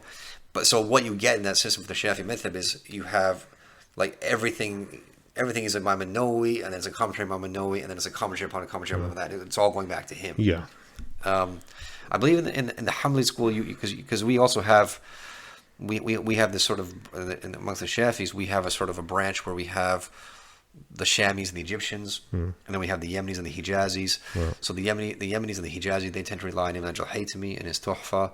The Shamis and Egyptians, they're going to look at Khatib al-Shirbini and his Mughni al-Muhtaj, and they're going to look at Nihayat al-Muhtaj by Shamsi al-Ramli. And I think for the Hanbalis, you have a division. Yeah, we have sort of a division in which Shami. Yeah, you have the Gulf and Egypt is Bahuti. That's the Gulf. But then Sham and Iraq, or parts of Iraq, are going to be al-Karmi. That's like how the system works. But if Bahuti and Karmi have some type of dispute, then it winds up going to Bahuti. And then when you jump up one, if Musa al-Hajjawi and Taqiyuddin al-Futuhi, if they dispute, then it goes with Futuhi. And then it's like, okay, so then you jump up to Majduddin ibn Taymiyyah and Muwaffiq al-Qudama. It's like if they differ on something, then that's it. They've agreed and that's it. Yeah. But if they differ, then you go with Muwaffiq al-Qudama. And it's like your final source, what you're looking for is like al-Kafi. It's like that's the general layout of how you sort of follow that pecking order. Yeah. So what we can see there, just by giving these two examples, is there is a clear structure in place. Yes. And it all goes back to something. So that's why you'll even get, so like if you take a modern jab for the Shafis, like Sheikh Muhammad al-Zayli, who wrote a book called Al-Mu'tamid. He just wanted to summarize the madhab, and he's a Shami. He's based in the Emirates, but he's a Shami. Now I might be wrong, but like when I checked, and because I actually have translated sections of it, because I did translate sections of it when I did a book on Waqf several years ago, and I did flip through the bibliography. I could be wrong, but he's a Shami, so he quotes Al-Mughni al-Muhtaj by Khatib al-Sharbini extensively. He quotes the Nihaya here and there, and there's no mention of the Tuhfa by Ibn Hajj al-Haytami, because he represents the Hijazi Yemeni side of things. Branch. Yeah.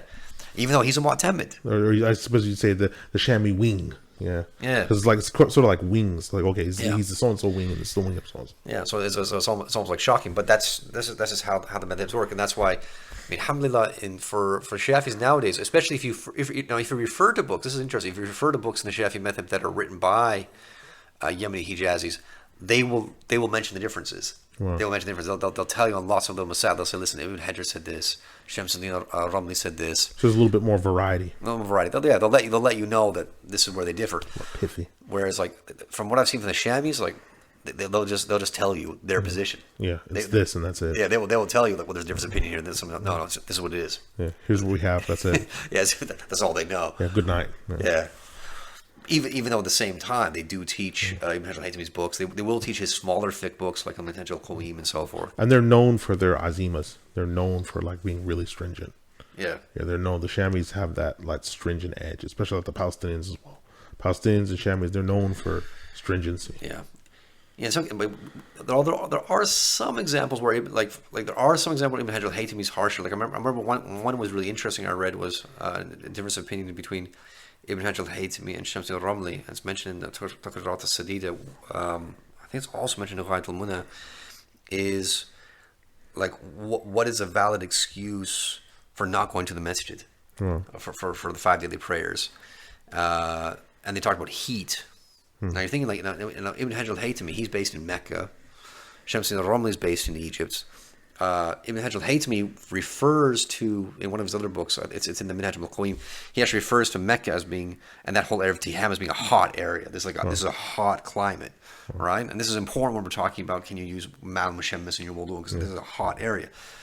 Egypt is, according to Ibn Hajj al-Haytami, is mutawassit. It's average. It's moderate climate. It's a moderate climate. And then Sham is barid. Sham is a cold climate. This is how they're classifying it. But then you go back to their ruling. So, okay, what prayers can you be excused for heat? Like you can actually say, it's too hot outside, I'm not going to the masjid, I'm praying at home. Excused from praying in Jama'ah. Yeah, you're excused from it, right? So you're not going to lose the reward, right? Because you have a valid excuse. It's so hot outside. Ibn Hajj al-Haytami, living in Mecca, living in Tihama, where he says this is a hot climate, he says it's only Dhuhr. You only have an excuse for Dhuhr. For Asr, whatever. No. And he's probably deducing that hadith where Ibn Abbas, there's one statement, because Ibn Abbas is quoting one where it's like, pray in your homes, because it's like some extreme heat. Yeah, exactly. But then you have like Ibn Shams al-Ramli, he's based in Egypt. He says, no, it's okay, all 5. Right? And they can apply across the board. So it's an instance where Ibn Hajj, he's being harsher, and he's based in Mecca. So these little tidbits like that. So these are little fruitful things, but again, it shows the flexibility of matters, because and variety, because there's people that have said, well, these mujtahids or these mullahs, what they've done is they've stupefied and stultified Islam by these rulings and these fatwas, and if only we could just get back to the book and the sunnah, we'd reach this area in which the Muslims were freed up, and there'd be a scientific revolution, and it's the mullahs that have held all this back. No.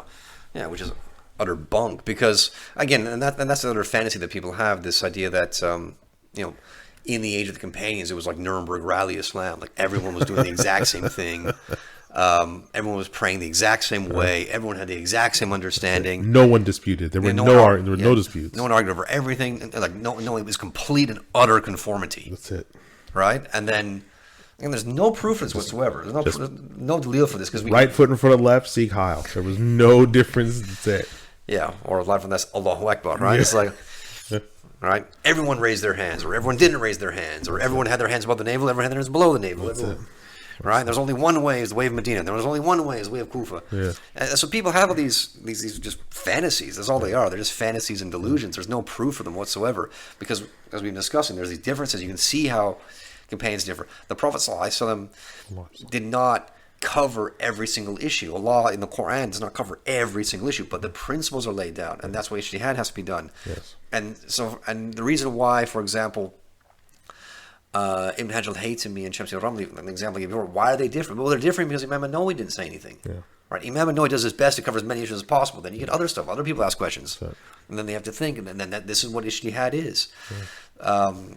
This is a discussion we were having yesterday. Like someone was making some funny statements saying there's no more ijtihad and no one does ijtihad anymore. There are no more mujtahids. It's like, okay, so there are no new issues. There are no new issues. Yeah. No new issues crop up. There are no new inventions. No new technology.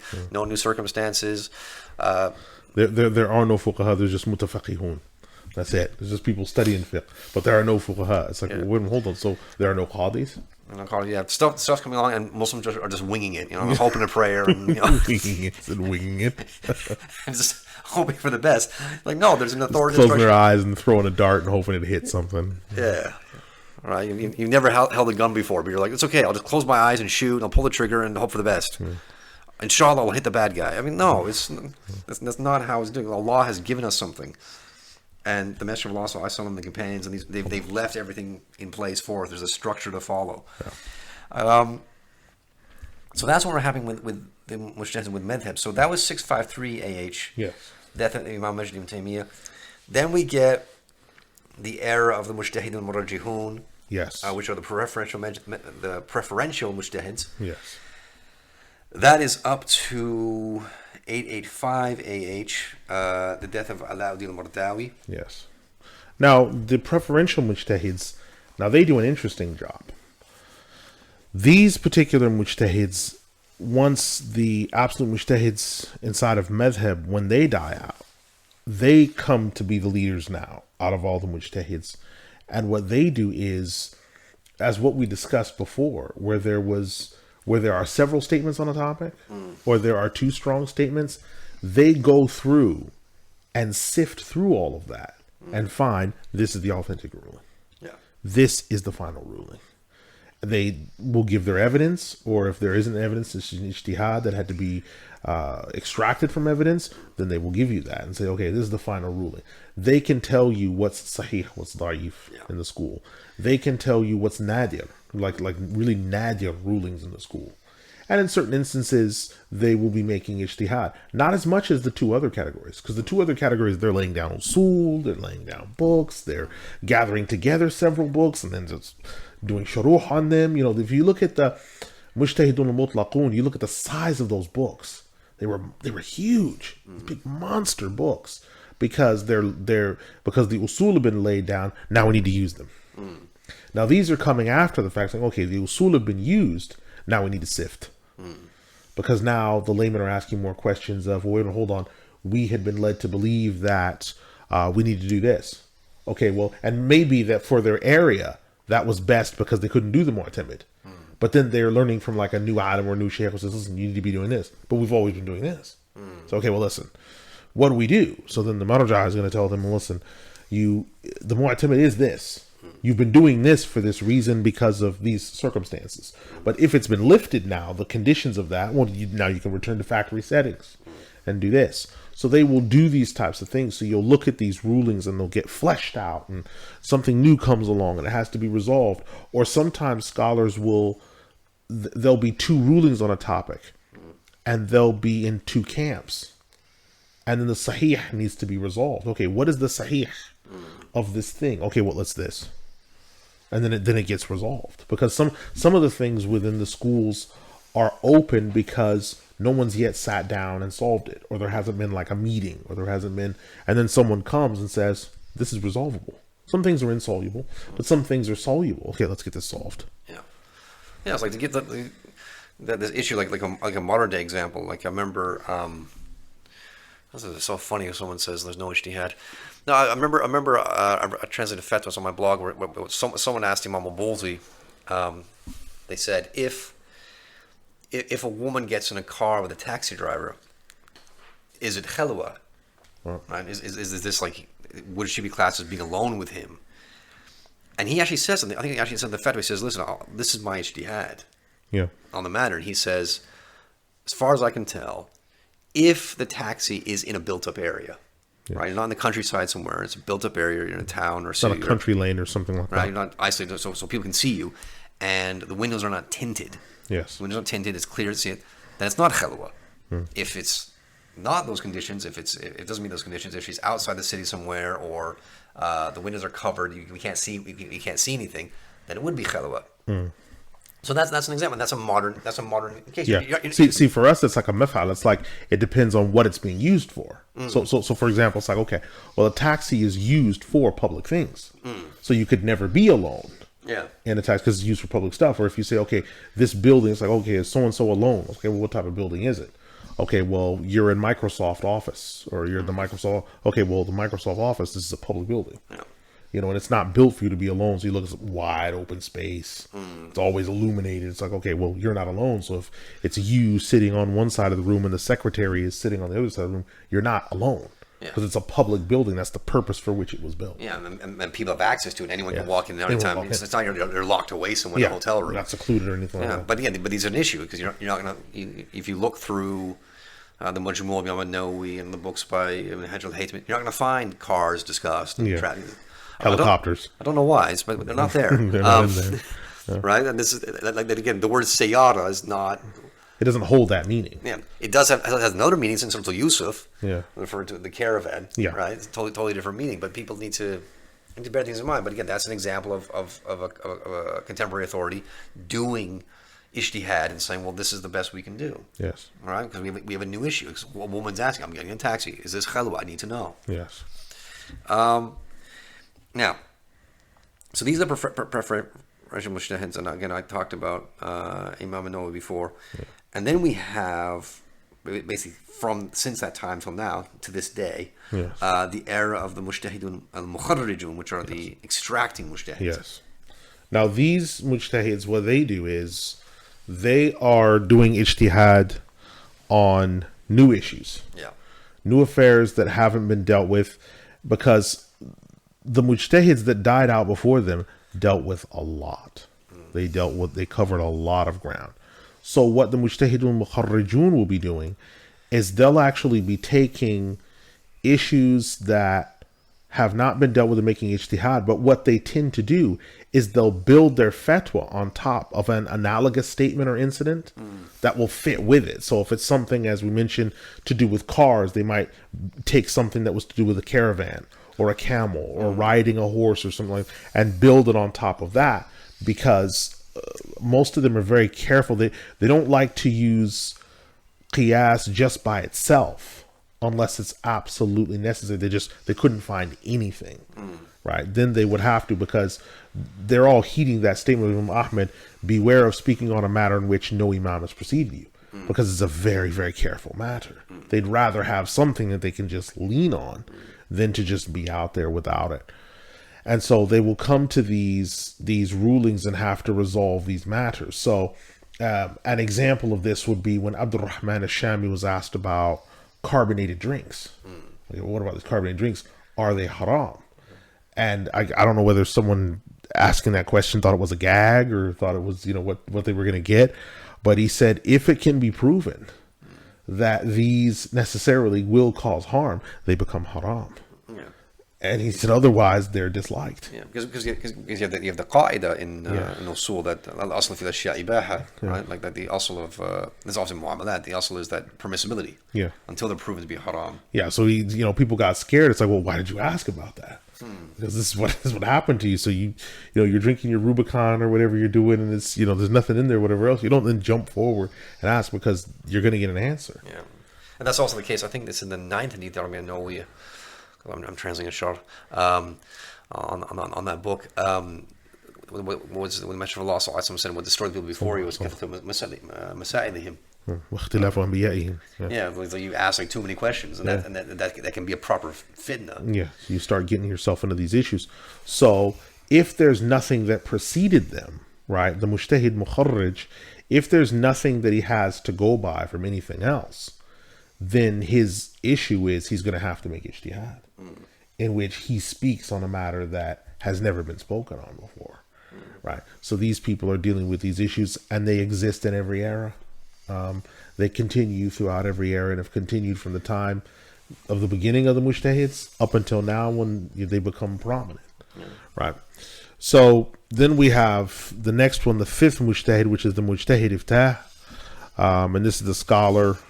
He'll explain and indicate to an inquirer where a ruling is found, and the evidence for it and the like. Sometimes what happens is the mujtahid iftah and the faqih will bear a similar rank, or the mujtahid iftah might break into two categories, right? So the faqih will tell you, the faqih can give you rulings on new affairs and new things that have occurred that the mujtahids above him have dealt with.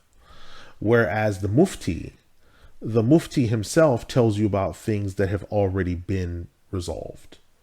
This is the bottom line on something. He can't execute authority. He's not one of those people. He tells you what's been resolved. And then if you say, well, what about this new issue? You'll find a lot of the muftis that are just solely a mufti. You have mufti am, which is the general mufti, and then the mufti that's muqayyid to an area, like the mufti of Egypt. He's like muqayyid to an area. And then the mufti am, he's not muqayyid to an area, but he might travel. He might be a teacher somewhere or something like that. So if you ask a mufti something new, like a new issue, he might say, come back tomorrow, right? Because he needs to speak to someone that will have the answer to that. Or he might say, well, I don't know, but if you ask him something that's resolved, the whole point of you going to a mufti, for those listening, you should be going to a mufti asking about stuff that's already resolved. So the muftis, what happens in the Muslim world is generally the muftis are appointed by the fuqaha to each local masjid. So you go to him, you ask him, what do I do about this? My wudu. He goes through your wudu, he goes through your other stuff, right? If it's something that's a new matter, you may ask him, but he's not being coy with you or trying to be funny if he says, come back tomorrow, or I will know by next week. It's like, well, doesn't he have any knowledge? Yeah, he does, but he only has knowledge of the solved things. He knows to solve things. Or if you ask the mufti, it's like another thing is, if you're based in California, you ask the mufti of Egypt, what do I do about California? His authority doesn't extend beyond Egypt. That's why it's called the mufti of Egypt. You should be asking a general mufti. And if it's an issue that's a global affair, then you shouldn't be referring to muftis for global affairs. You should be referring to fuqaha for global affairs. You should be referring to the muraji' for these global affairs. So people have to understand pecking order. People understand that the difference between a pediatrician and a podiatrist. They understand, okay, well, this guy I have to take my children to. This guy I go for this. This guy I have to go through, okay, I need my feet looked at by this guy. Okay, do you take your children to the foot doctor to look at your child's throat? Yeah. Well, no, that's because that's not the foot, that's the tongue. Okay. Well, it's the same thing with the scholars. Now, it's not the scholars' fault. They've laid out their principles very easily and very clearly, as you've shown in the translations that you've done. They've laid out their principles. It's that people in the English-speaking world have busied themselves with fleshly, earthly affairs in some instances, some of them. And what's happened is that sort of dulled their knowledge of Islam. And what that's done. So then they think that these answers are due to them, or how come we don't have these answers, or how come we don't have that? And it's put them in a situation. But that's not the fault of the scholars. And then the sixth and final is the mujtahid fil masail, right? In which the mujtahid, he's a mujtahid in specific matters. And you can see this in the Muslim world as well, on the Muslim heartlands. There'll be a scholar who his his specialty is like inheritance. Like that's what he does. Yeah. Nothing else but that. Or he'll be like, oh yeah, he specializes in fiqh al-salah or fiqh al-mu'amalat. This is what he does. Yeah. That's all this guy does. Or he'll be dealing with like iqtisad, like he's an alim who deals with like iqtisad, is economics. That's all this guy does. And you can find this, I think, you can see examples, I think, on the Nassim Sham website. Like they do have certain, there's like one sheikh who answers like all the mu'amalat questions. Yeah, it's like, this is what I deal with. He's like a mujtahid fil masail. And what he'll do is like the stuff that's already solved, he quotes, but then new stuff, he'll be making ijtihad on that and dealing with new stuff. And then obviously, because we're talking about people on earth with respect to their knowledge, the seventh and final group of people on earth with respect to their knowledge are the laity. Yeah. So anyone who was not on that list of 6 who's listening, you belong to number 7. Yeah. You know, so that's the reality when we're looking at these mujtahids. Okay, so now we can sort of look at I think our final topic of this podcast, or our final sort of section here is, so in this day and age, where do we look? Where are the people? What are the institutions? How are they appointed? What do we do? All right. This is one of the reasons why I set up the Mirath website, is to try to give people a one-stop shop of the Muraji' to put their names and such in one location where they could get them in English along with their rulings. But when you look at the people of Marja'iyya, right? The people of Marja'iyya who are having the global jurisdiction, Sham and Iraq are the people of global jurisdiction with the most authority, as we read from the hadith about the Abdal, because it says 30 in number in Sham, because it's alluded to in the hadith that there are 10 in Iraq, and that when the Mahdi comes, the Muraji', the Abdal of Iraq and Sham will come and give the oath of allegiance. Now, that's in the Hilya of Abu Nu'aym, but that's a different discussion. So when we're looking at the Muraji', these people of knowledge, the Ul Amr, the Ahl Istinbat, these people, we first of all look at them through other people, right? So when they asked known Marja' Ismail ibn Badran about who are the people in charge of the Ummah's affairs, besides you, he mentioned people such as, Imam Muhammad Sayyid al-Buti, he mentioned him, right? Along with a number, Ratib al-Nabulsi, he mentioned him, right? He mentioned about 2 or 3 other people. So the Muraji', they know one another, who they are, right? And they're not all from one madhab, they're spread across, right? So in this day and age, the Muraji', they have madhab, right? During the era of Mujtahid al-Mutlaqun, they were the madhab of al-Kufa, al-Basra, and such. But in these eras, the eras that came after, right, we know the terms Hanbali, Shafi'i, Maliki, and Hanafi. So these imams, they refer to each other. In addition to this, you look at the rulings. Their rulings that they give are rulings that are global in jurisdiction. That's their rulings are global. They're not.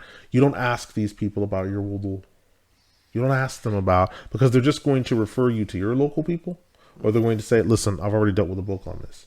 Because and this is another thing. Normally, the Marja' people, when they reach a certain level, they're asked to write a book, or they're told, "You should write a fiqh book." And so they either do a commentary on one, or they write one from scratch, in which they start off by saying, "I was asked by some of my companions to prepare such and such book. I made istikhara, and then it was decided that blah, blah, blah, blah." Right. That's another way that we know them. There are some institutions where people train for the Marja'iyya. A great example is the Qarawiyyin of Morocco, right? The head of that is a Marja', what we refer to as the Grand Marja', is the leader of all the other Maraji'. Sheikh al-Azhar is an example of a Marja' and control the Ummah's affairs and the affairs. The Duma of the Jami' al-Salahi is Marja'. Ruhayba is an example where Maraji' are coming from. Maraji' like Yasin al-Turki from the Anbar province. This is an example of Muraji'. The Jami' Bani Umayyah produces Muraji'. Jami' Bani Nur is mainly like khatibs and imams that like lead salah, things like that. They don't make Muraji' in that sense. The Zaytun, the Jami' Zaytuna is a producer of Muraji'. The one in Tunis. Yes. The Mustansiriyya still has muraji' that teach there. Shaykh Abdul Qadir Jilani's old Jami' still has them. The Jami' al-Mudaffiri of Kawkab Dari, also known as Jami' Hanabila, still has them there, as well as the Jami' al-Hanbali produces muraji'. So these are people that someone can go through the process of learning as a student of knowledge, a layman, then they approach mufti, then faqih, then qadi, either sentencing or non-sentencing, then after that reaching that final level of where if they strive for it and if they are found to be qualified, then the marja'iyya is conferred upon them. It's not something that you just earn. It's also conferred upon you because the knowledge and the structure and the teaching and the learning, and you have to be examined. It's not as someone would have where they, okay, I've done 6 years here, or I've done 4 years there, and then that's it. It's been decided. It's like, no, you have to be checked to be seen that you are not only qualified, but that you're also capable. Because there are many people that have gone to Islamic university, whatever, and they're not capable. They don't know usul fiqh properly. They don't know these, because they were only told, listen, turn in this paper. And if there's no one to actually check you personally, because a lot of the things when you're learning from these muraji', there's a mentoring process that happens. And it's like a fathering process where you're being re-raised. You're going through a new type of tarbiyah in which you're a child again and you're being raised again. So that process of going through that is a very diligent process. It's like you're separating gold from iron ore. Yeah. So I think also like when you read the biographies of these maraji', like so they go to these institutes, they go to the Qalaween, they go to al-Azhar, they go to the Jami', they go through this whole long term of learning, for 10 years, 12 years, 15 years. But it's not just that. What you find is that there's actually like tafawuq. Yes. Like they're top of their class. Yes. They're excelling. Maybe they're even skipping a year because when they arrive, they're just put in the 5th year because they'd already covered so much. Yes, they've already covered so much. And then you look at the area where, okay, what happens when they differ, right? So there'll be some global instance, and the muraji', they differ. Well, in that instance, when they differ, then the laity, their job is to follow that which their hearts have the most conviction in. Right? So, okay, well, this issue, like for example, on jewelry, okay, for men, there was a split between Abdul Qadir ibn Badran and some other scholars. Abdul Qadir ibn Badran, he said it's not only that you can wear that solitary silver ring on the finger. He said, but a silver necklace as well. Right. A large body of scholars were like, no, because that's the qilad is necessarily a sign for ladies. That's their jewelry of the sign around the neck. But he said no. And another scholar, Sheikh Khalif, also agreed with him. Right. So it's like, okay, well, where your conviction lies is where you go from there. It's been left open. So someone says, well, why don't we just go back to the Quran and Sunnah to get to the bottom of it? Because they've been at the Quran and Sunnah. They've been there, they looked at it, and that's why we've arrived where we arrived at. So if we've taken a full circle around a roundabout and come back, and someone's like, okay, well, why don't we just go around a circle again to see? It's like, no, we've already been there. We've driven all the way around, we've come back. Now, you don't then go to the same location, maybe I'll get it better. It's like, no, it's the same information. And they've arrived at this juncture, right? Yeah, exactly. So, so I think also for madhabs, this is one point I make is like, like where the maraji' are could differ from the madhabs. So I know if like for the Shafis, I think Imam Wahab Zuhaili, he makes this very clear in he's a Shami. He quotes, I think Imam Tajid al-Subki in the beginning of his book Al-Fiqh al-Shafi Muyassar, saying that the headquarters of the madhab are Sham in Egypt. Yeah. Sham, and that makes sense. That's not to denigrate any other area, but it's like if you just look at the history of the Shafi madhab, look at where they're from. Imam an-Nawawi is a Shami, Najul Haytham is a Shami, even though he lives in Mecca. He's an Egyptian. Shamsuddin Ramli is an Egyptian. Khatib al-Shamini is an Egyptian. All these major figures are Egyptians. Yes.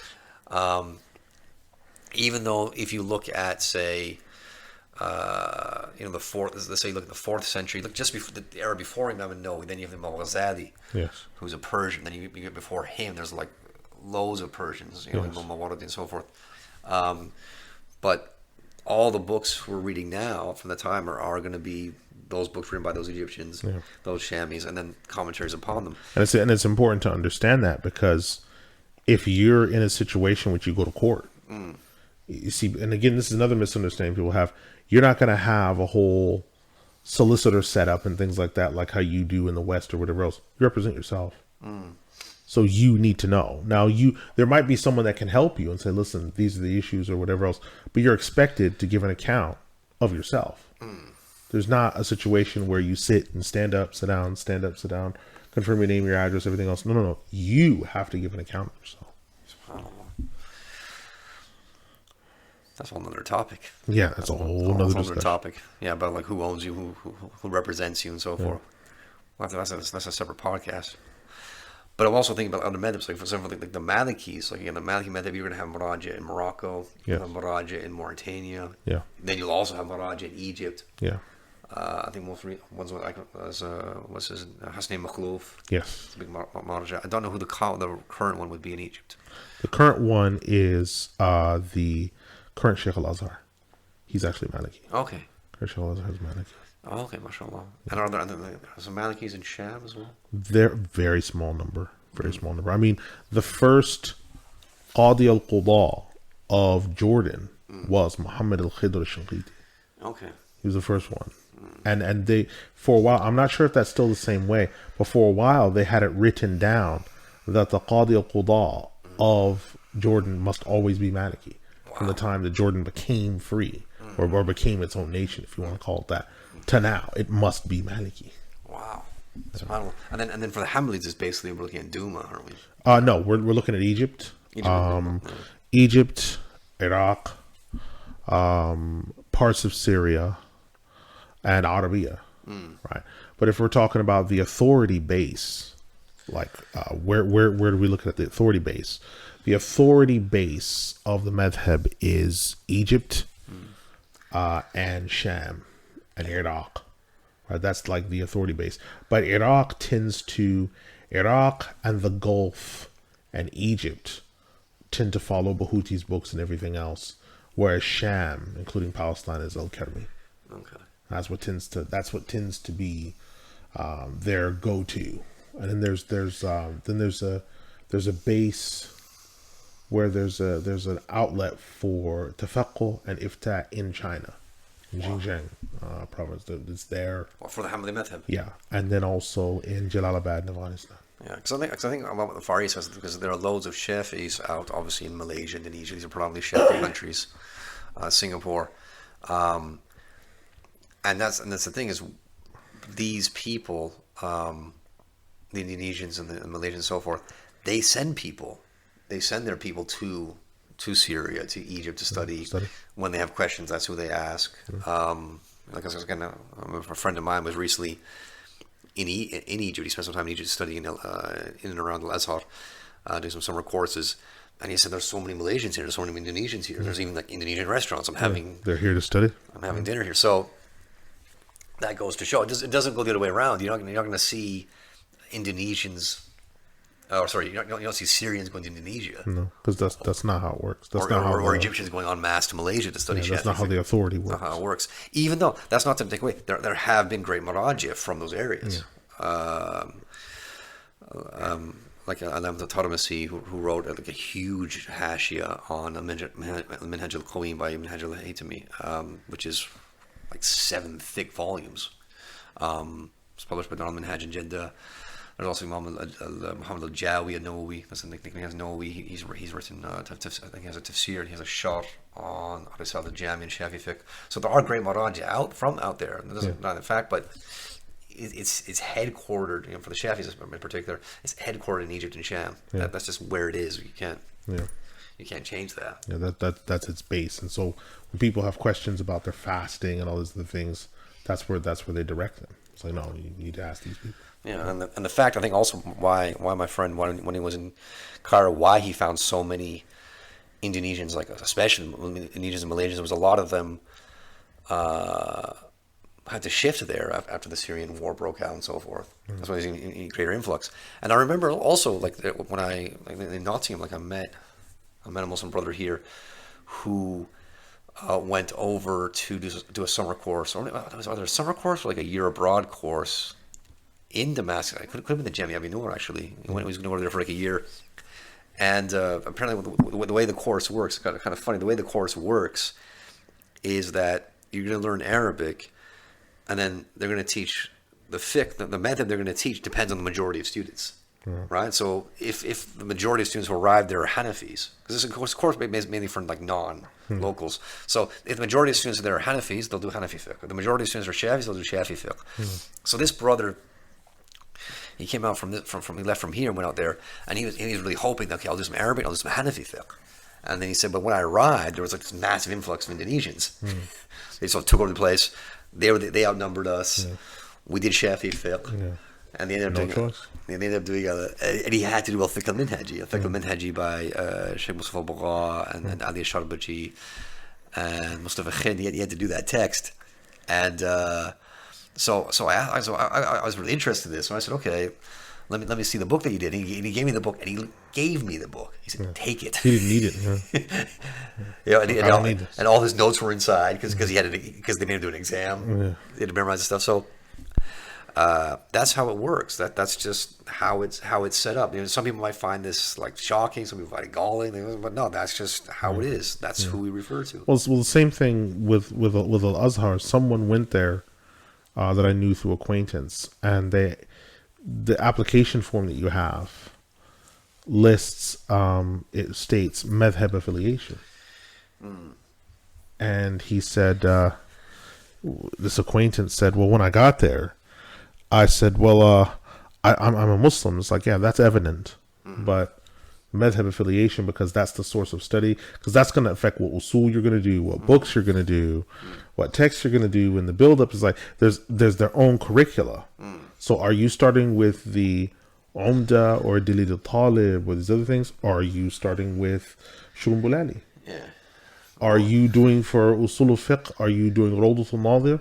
Or are you doing Jami' al-Jawami'? It's like, what are you doing for these things? Like, there's these systems in place. He's like, oh, well, I haven't chosen one. It's like, okay, well, when you have, come back. Yeah. Because we can't just enter you into just any program where you're not doing, you have to do something. Yeah.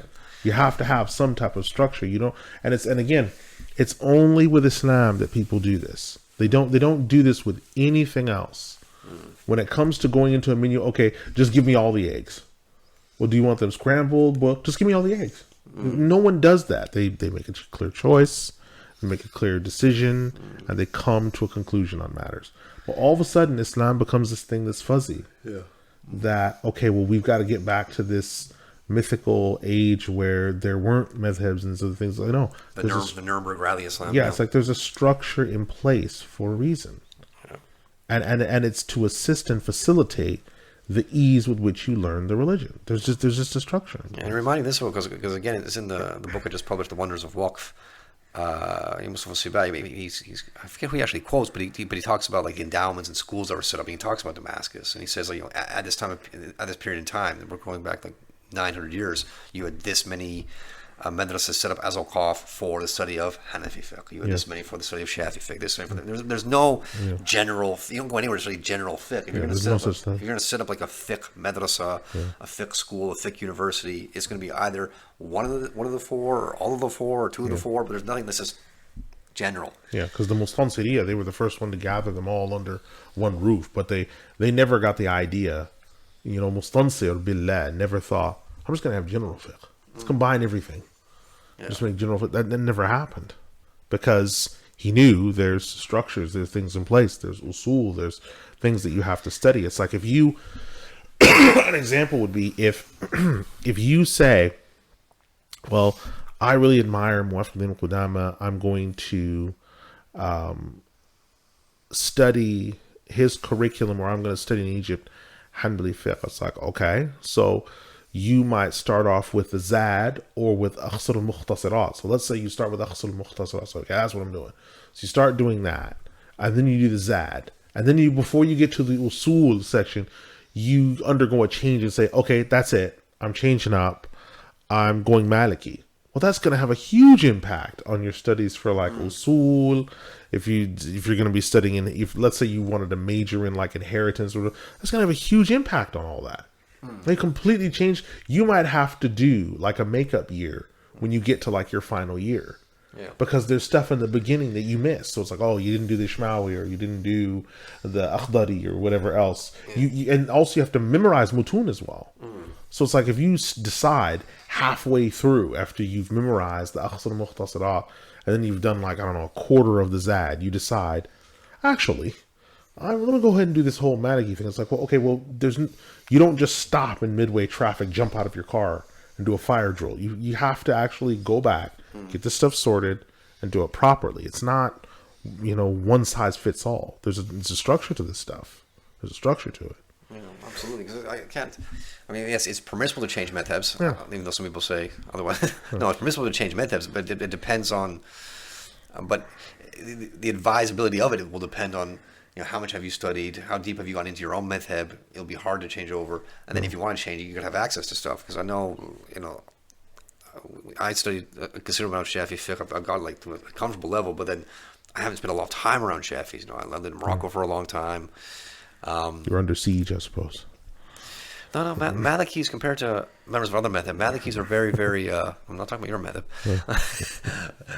People know what I'm talking about. Malikis are very, very tolerant. Alhamdulillah, very tolerant. Again, in the Qarawiyyin, I do know the Jam al-Qarawiyyin and Fez, like they do read Shafi usul books. They read Jam al-Jawami. Al-Mustasfa, al-Waraqat al-Juwayni. They read these books. So they're aware of how the Shafis move and think. They're aware of these things. So they're very tolerant on that ground. At the same time, being very proud Malikis. So that's how it works. That's how it is. Now, I think we could have answered the last question here. Like, are there Maraji in the West? I think we answered that question. But yeah, it's a solid or flat no. But part of the reason for that. Now, if you say, okay, well, what about if somebody like a Maraja's like passing through, or he's speaking to people? Yeah, in that sense, there have been Maraji in the West, like they visited, or they passed through, or they stopped through. That's true. That's in that sense, that's true. But in terms of people that take up residence there, yeah, are dyed in the wool, John Johnson from Pendleton, Oregon, has an Maraja ever emerged out of Seaside, Oregon, or Pendleton, Oregon, or Butte, Montana? No, that's never happened. Yeah. And it most likely will not happen based upon the current circumstances and the condition, the way things are, because it doesn't lend towards it. Part of what you need to produce Muraji is you need other Muraji. Then you need to have the himma of it. Then you need institutions, you need structure. All these things that the Moroccans, who are not Arabs, produce. They wound up producing structure because they came into Islam and they dived headlong. And they delved deeply into it. They did tafaqquh fi din. And on the back of that, when they first started out, when the companions arrived, they had the Muraji from the companions, but now they produce their own Muraji. That might have their particular dialect or whatever else, but they produce their own Muraji. The Palestinians reached a point where we're producing our own Muraji. Right? Anbar province, mainly Arameans, got to a point where they're producing their own Muraji. Right? There's not even been institutions built here to produce muftis, let alone institutions that would go through the step-ladder process of producing Muraji. That is yet to have happened. I mean, Orthodox Islam has yet to have been preached in a Jama'ah sense here. I'm not talking about there's no upright Muslims here. That's not what we're saying. I'm saying that Orthodox Islam, in the sense of a Jama'ah, has yet to be preached, where there's a Jama'ah that's been established, a central masjid, everything else, that has yet to be preached. The most established of the groups that ascribe themselves to Islam are probably the Shia with the al-Hawi Foundation. Yeah. That's probably them. But Orthodox Islam has yet to have been preached in a Jama'ah sense. Yeah. And that's why, again, like I think this reminds me of, I think this is in the chapter in the Big Step, like the importance of learning Arabic. But that sense that people should realize that, because we given examples of, non-Arabs like the Berbers or the Indonesians, or even you take something like Uthman Danfodio from The Nigeria. Dinka. Yeah, like Uthman Danfodio in Nigeria. These people who they learned Arabic and they wrote great works in Arabic. They contributed to this great scholarly legacy of Islam, the great intellectual legacy, and Armenians, Phoenicians. yeah, they're right. They mastered Arabic. They wrote books in Arabic, books in fiqh, books in tafsir. The rest of the ummah, because of written Arabic, they benefited from it. Yeah. Right. So we're still looking at it, and so out of the Anglosphere, and I'm especially looking at people of my complexion. We're not there yet. We have not got up to that level where we're actually penning great works in Arabic. Sure. And contributing to that legacy. The Anglo-Saxon man has not done that yet. There might be. What about the WASP? Has he done it? Yeah, the white Anglo-Saxon Protestant. Well, that's what we're waiting for. I mean, yes, there are people out here who might have come from Muslim heartlands. Might be people from the Arab world, people from Asia who live out here who've written stuff in Arabic. That's true. Yeah. But if we're looking at people actually have their origins out here. I'm looking at Caucasians, Anglo-Saxon people from where they're based, the U.S. Still waiting. Yeah, we're waiting. We haven't done that. So, people want to talk about, that revival Islam in the West and the Western Muslims are gonna carry the flag and all that stuff. I'm like, no, it's not. We haven't done all these things we mentioned here. We haven't set up these institutions. We haven't dedicated ourselves to learning the Arabic language first. We haven't put all these things into place. So how are you supposed to produce Moraji? Yeah, the building. It's like the Moraji are a fruit that comes out of like the building blocks. Yeah, well, It's like you build proteins and everything else from citric acid in the body. Yeah. So if you don't have citric acid, how do you build protein? How do you build all these other things that the body needs? You don't have the building blocks. yeah. Oh yeah. So like we want those fruits, but we haven't exactly planted the tree. Yeah. Right? Until we plant the tree, we're not going to see those fruits. Yeah, that's just how it is. So, alhamdulillah, I think we've answered a lot of issues here. Is there anything else we could discuss about this stuff? Sure. I just want to mention briefly that as a tabshir to the common believer, I'd say that the good news is that Islam does have a structure in place. Islam is organized. It has a structure in place. It has an authority base. And people following that base are guided aright. And if you're guided aright, there's three things that you have as an advantage that no other group that ascribes itself to Islam has. Number one, you have a legacy that goes back to the very beginnings of our faith. All the other sects and cults came out of the original mother group, which they know was Ahlus Sunnah wal Jama'ah, and they will often state that. The second is you have access to literature that spans the whole of our history up until today. There are always and will always be scholars that are guiding the ummah, helping, assisting in the most small matters all the way up to the most profound. Number three, these teachers are a living tradition. Islam is not only known through the books, it's known through people. And you'll have sometimes Abdul Ghani al-Lubadi and others have said, I learned this min afwah shuyukh. I got this from the mouths of my teachers. Like directly, first-hand knowledge. I got it from them. And that is the thing. If you look in Bosnia and other countries where Islam had been weakened under the communist era, it's not because they destroyed the books. The books are all sitting on the shelves. They wiped out the scholars. So this religion is protected through its living example, through its living proof.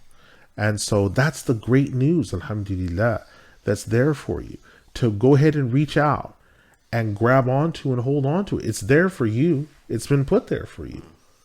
And so to benefit from that, and not to try to live a Protestant form of Islam, because that's just going to confuse you and it's just going to lead you further astray. And no one has tried this form of Protestant Islam except that they've suffered and their religion has atrophied.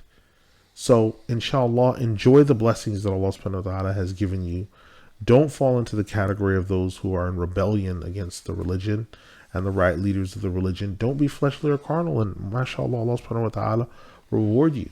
Yeah, and I think also as a final point, well, two final things. Yes, so like we said before, the Mirath website, which will have all this information, explain again, like what we discussed today, who's a marja, what are the evidences, where does it all come from, along with biographies, examples of contemporary marja of the last century, and so on and so forth.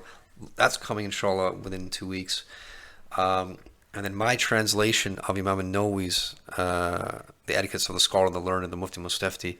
Inshallah, I will produce a retranslation of that, or a republication of that, probably within 12 to 18 months. And I'll try to include the Arabic and put it out there on that, because that has a lot of useful, a lot of useful information about, you know, how someone becomes a mufti, how someone conducts themselves as a mufti, how they answer questions, what they're supposed to do.